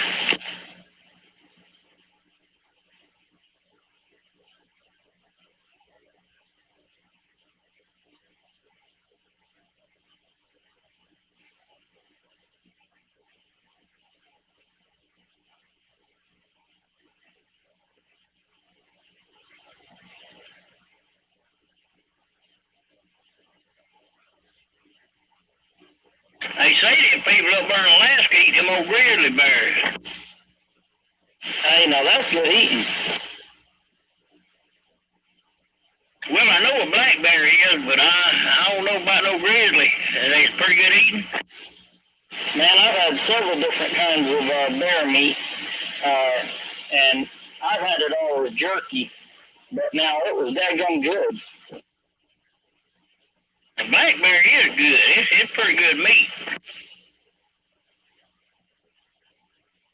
A buddy of ours used to hunt all over the place, and he's had black bear, grizzly bear, what's those big old elks? Man, he'd do beef jerky out of all of them, and it's definitely different than anything you've tasted, but it's good. I always wanted to try some moose, but ain't never found none.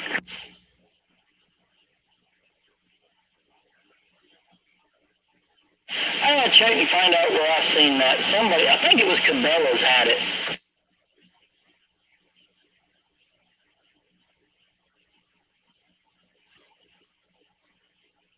They tell me that a place over around Dothan somewhere that the old boy butchers them old big bison or buffalo, whatever you want to call them. Yeah, I've heard about that. They tell me that's good eating too. There's a lot of meat on them.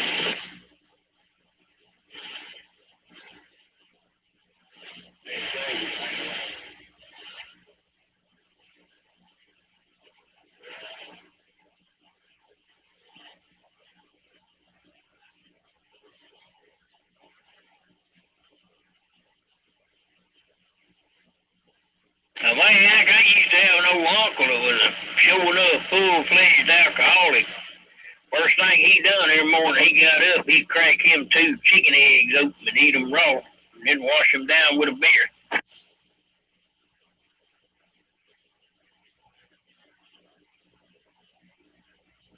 That'd make for a rough morning, wouldn't it? Yeah, do what, no day? That'd make for a rough morning, wouldn't it? Well, he had to have something. He had to have all that damn alcohol done eat the lining up in his stomach. He had to have some kind of lining. Yeah, wait. I stepped out a minute. What'd you say? I said, I used to have an old uncle. First thing he done every morning, he'd get him 2 old chicken eggs and eat them raw. And he'd wash them down with a beer, but he had to. He didn't have no lining left in his stomach. Alcohol done eat it all up. Dang.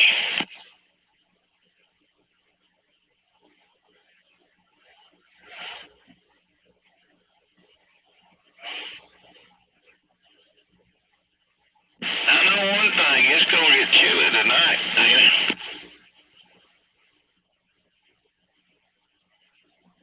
He said it's 38 degrees in here already.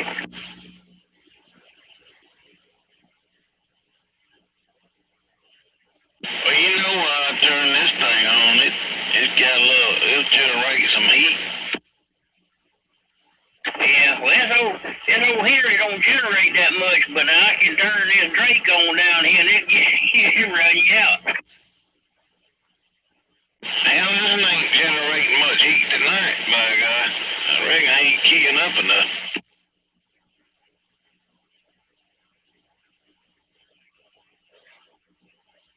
I seen an old Swan Mark II amplifier, sort of like your Drake one like I used to have on QTH today. Man, that's something you don't see every day.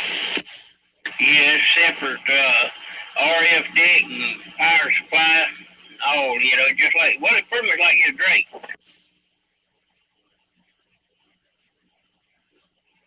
How much they asking for it? Did you buy it? No, man, I didn't even call and check on it. It's so far away, and the damn power supply on that thing weighs a ton. You couldn't afford to ship it. I bet you that's something fixing to go just slam sky high on that damn shipping gonna go sky high again. Well, now, I bet you could convert that one over to steel tubes and it'd be all right.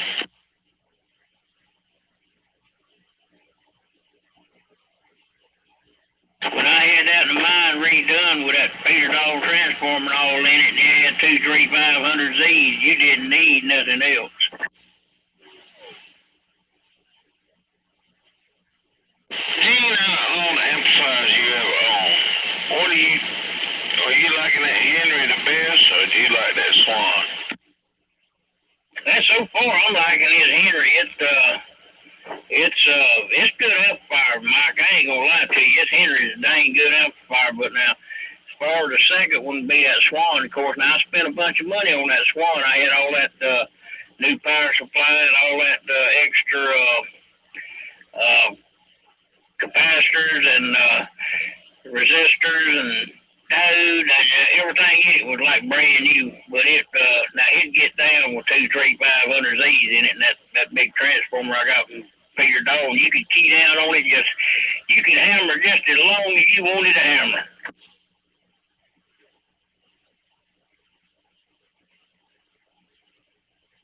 Well, hell, I don't see where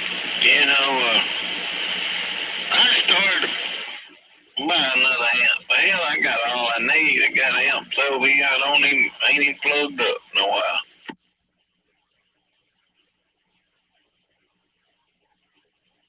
Well, that bunch up there in Kentucky, they had a big Henry up there, and they said that they'd been checked out up there at Nomads up there, said the only thing it needed was 2, 3, 500Z tubes in it. Last time I seen it seemed like it didn't want, but like $499, $500, something like that for it. Damn. Was it a console or Classic X? Yeah, one like I got the big old rollers up, wheels and rollers and all where you roll it around. model was it? I think it was a 2K. I believe that's what it was. It had the round meters on it, no name. That's about all I can tell you about it. But I wasn't really that interested in it. 10-4, that's an old 2K. I got the 2K4, which is the desktop with the big power supply on it. I don't know if you've ever seen pictures of it, but boy, that one I got is clean, clean, clean. Yeah. Well, this one I got over here looks like it just rolled off showroom floor. Mine didn't look like that when I got it, but I pulled it all apart and got the paint matched and everything, and resprayed it all, re-decaled it. Dr. B seen it when I first got it, and then seen it when I got done with it, and he didn't even believe it was the same box. Yeah. Well, he tell you this one here just as clean as a new one. I mean, I don't think I went wrong by going up there and getting it. I started to go by that damn amplifier. Should have. I mean, I'm glad one of us is down in this area, put it that way.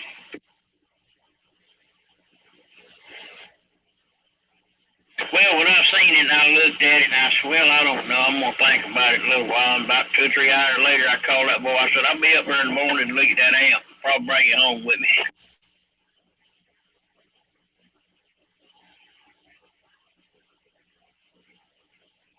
And that one you got's what, the 8K? No, 3KA. 3K? Yeah, I heard that was a pretty good amp. Well, this one is the military grade. That one ought to get up and go for sure.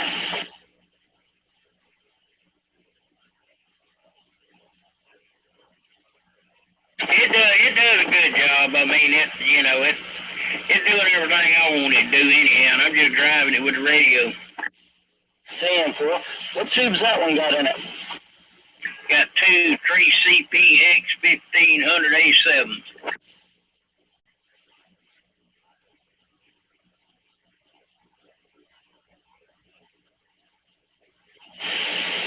But that son of a gun will get down and go run it.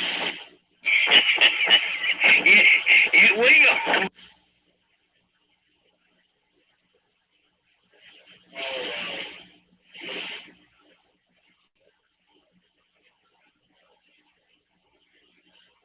That's why I say I don't.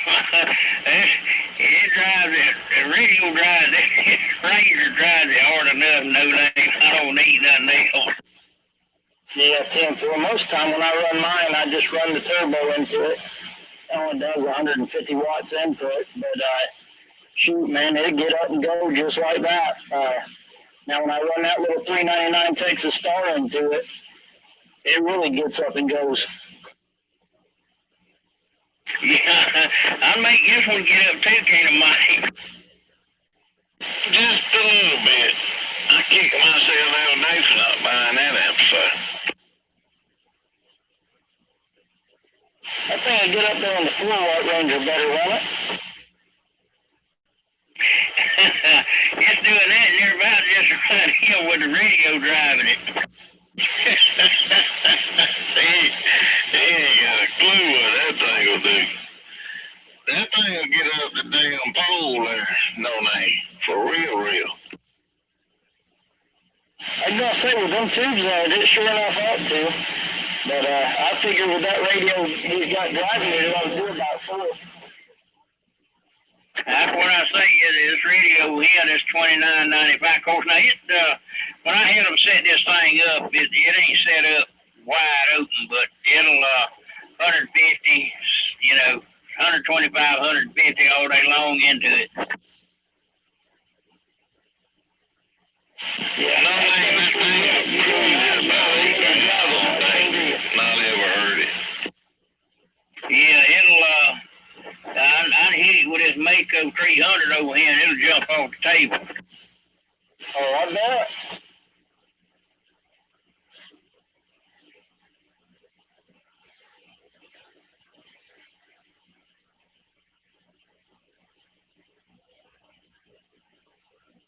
A little over 4,000 plays 8 volts. When you key it up, drops about 100 volts. Yeah, Dr. B was telling me something about I could change the tubes out in this one over to, I think it was those tubes, and change one or two other things in this box and make it about the same thing as that. And I told him it runs too good the way it is to mess with it, right? Oh, yeah, I wouldn't, I mean, unless, you just really wanted to. But, like I was saying about that other one over there, I don't know how well it'd work out, that one that people got up where it's supposed to be in good shape other than needing tubes. That would be the one to, to change over and put these steel tubes in it. Where's he at? Yeah, the one that I'm telling you about up there in Kentucky that they want to sell for $500 needed tubes, that'd be the one to take and make one of these here and put steel tubes in it. I might have to look into that.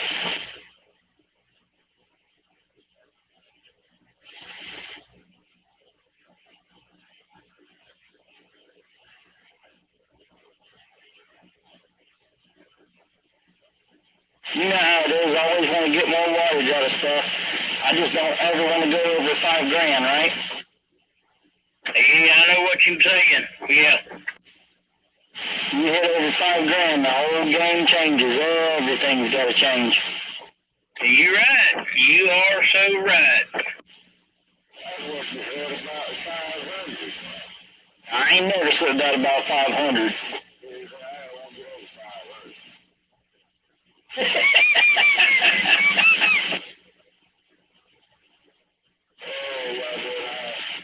Doing pretty good. How you doing, Earthquake?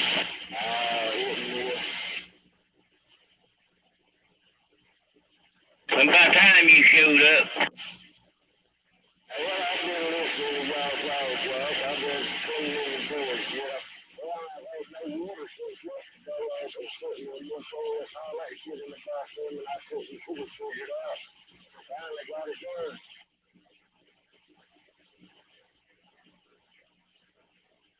He was needing to go to the bathroom bad. Man, I went outside to go, and it was cold. That gator's gonna come up on shore and find a surprise, ain't he? Hey, I'm having a little third there, a little black young low in there. He ain't never gonna eat anything you put on shore again. That's right. Earthquake. Yeah. Where does that gator go when it's cold like this? See, I feel that thing freeze to death, don't it? Yeah, it's warmer in the water either way, but they burrow a hole in the side of the pond like a damn gopher or something. So it stays about one temperature in that side of that pond, don't it? I don't know. I ain't done what went up in there, but that's what Diddy said that the gator would do. They go up in there and hibernate, Mike. From what I heard, that evidently after you get in the dirt, once you get so far down there, it stays about the same temperature. I know, I don't know for sure, but once you get that 6 foot, you're going to stay the same temperature.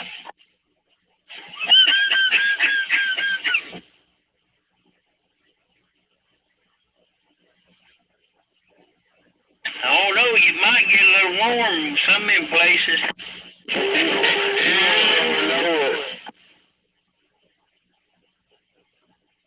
Well, you know, I heard of a guy building a damn air conditioner system with a bunch of 55-gallon drums and a big fan, but he dug a big tunnel and run that air through that tunnel. By the time it come in the house, it was cool.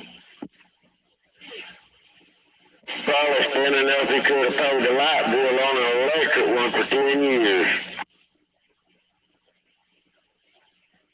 Yeah, a lot of them off-grid people do that. They'll put that underground, and I think it stays a constant like 60-something degrees year-round, if I'm thinking right. Yeah, and a lot of people out in Arizona and stuff does that because the damn regular air conditioner ain't no good out there. Now, hell, if y'all really ain't got no electricity, how you gonna run it? You gonna get a bicycle and get your wife to ride it and pump it in there? Well, hell, I wasn't talking about nobody off grid. I was talking about, Arizona and all them down out there that a regular air conditioner don't work.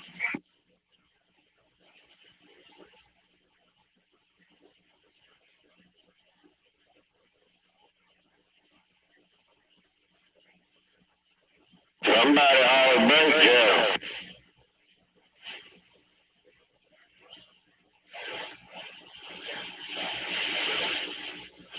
Well, I can't hear them with all this record.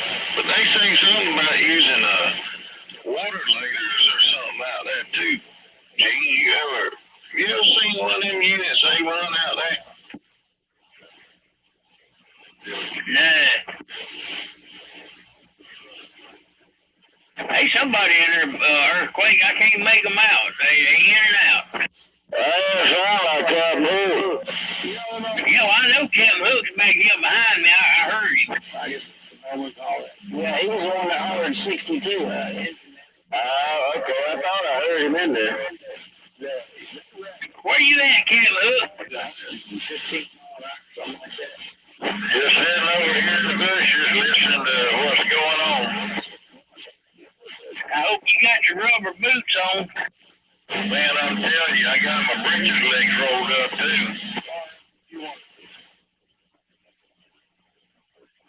May need to throw a paddle in there with it. 10 more. Good evening, Captain Hook. How you doing? We doing good, you? So good I can't hardly stand myself. My wife, she told me she couldn't stand me neither, so that's the reason I'm out here in the shack. Damn fool.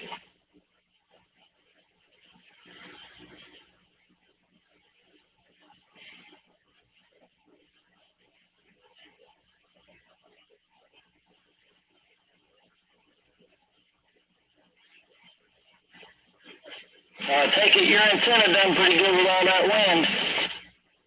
So far, so good. I don't know about down there, but boy, we had a bunch of it. I estimated somewhere in the neighborhood of 35 to 45 miles an hour with that stuff we had this morning. Yeah, I think it got a little bit more than that up here somewhere. I think somebody said we got up to like 50.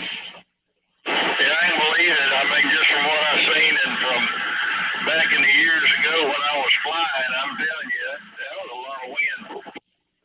Yes, sir. It dang sure was. Now, you don't ought to be smoking that stuff make you fly. Yeah, back then I didn't know about it.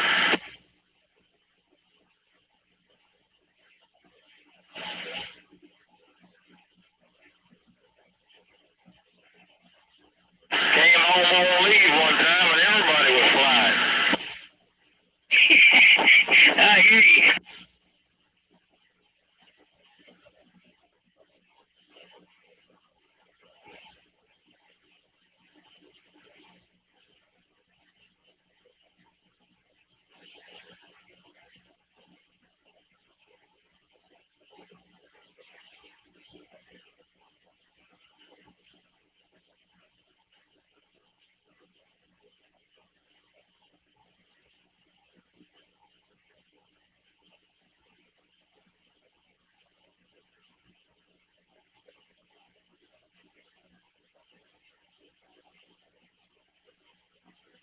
That old teacher one time asked me, why you smoke that stuff? I said, 'cause I like to look at the big moon and all the little stars. Or vice versa.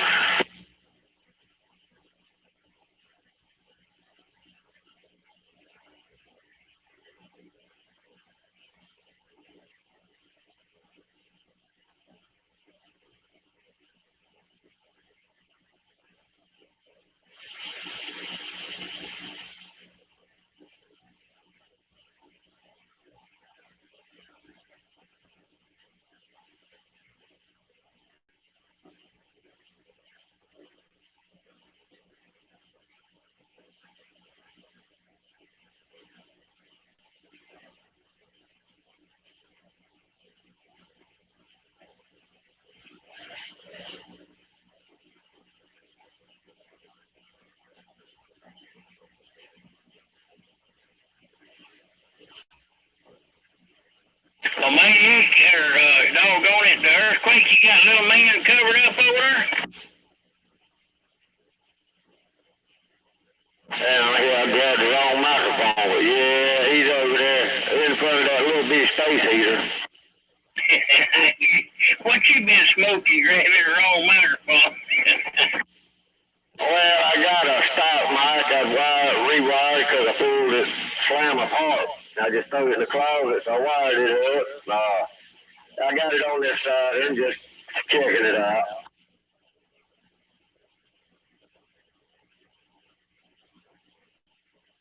But I reached up there and grabbed that chicken choker, choked it, and it didn't do nothing. When you choke that chicken, he didn't holler? It didn't do a daggone thing, didn't even squawk.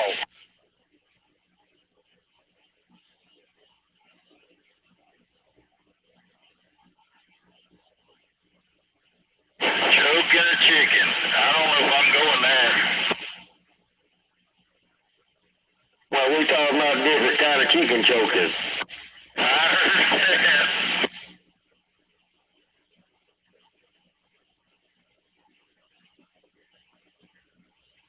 I think I might yip-yap a little bit tonight. I'm going to go let my antenna back up. I ain't loaded up since that wind come through.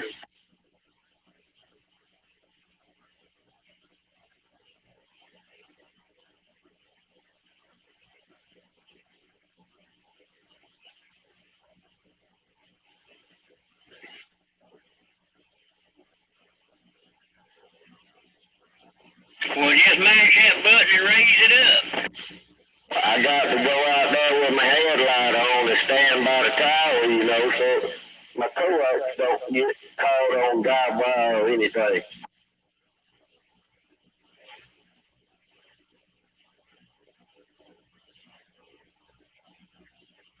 It never does, but it don't hurt to be cautious. You're right. That's right, safety first. Safety first. Grazing dog. Evening, dog. How in the world you doing? I ain't heard you in a while. Where you been?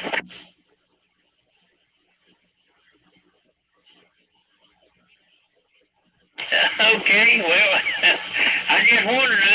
I didn't know if Earthquake gave you permission to talk or not. Oh, okay, that'll work then.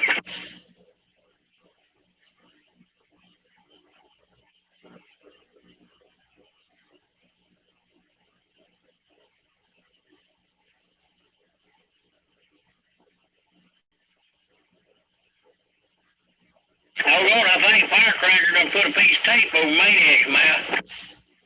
About time.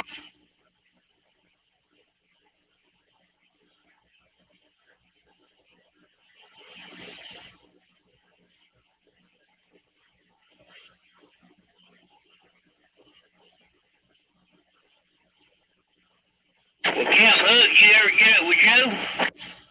I never did. Like I say, I called him a couple of weeks ago, and I've never heard back from him.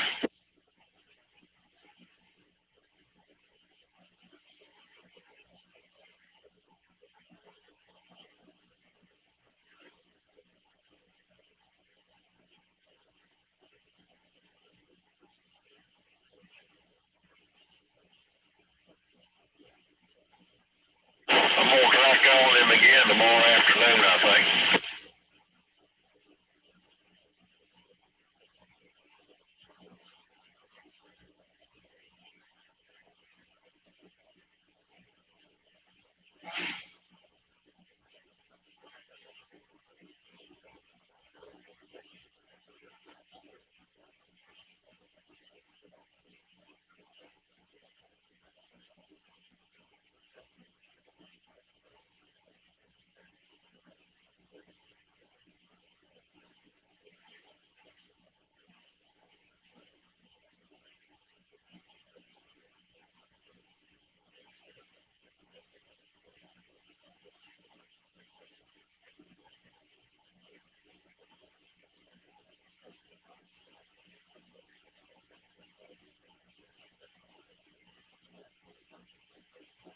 Well, you know Richard Cook over there, don't you?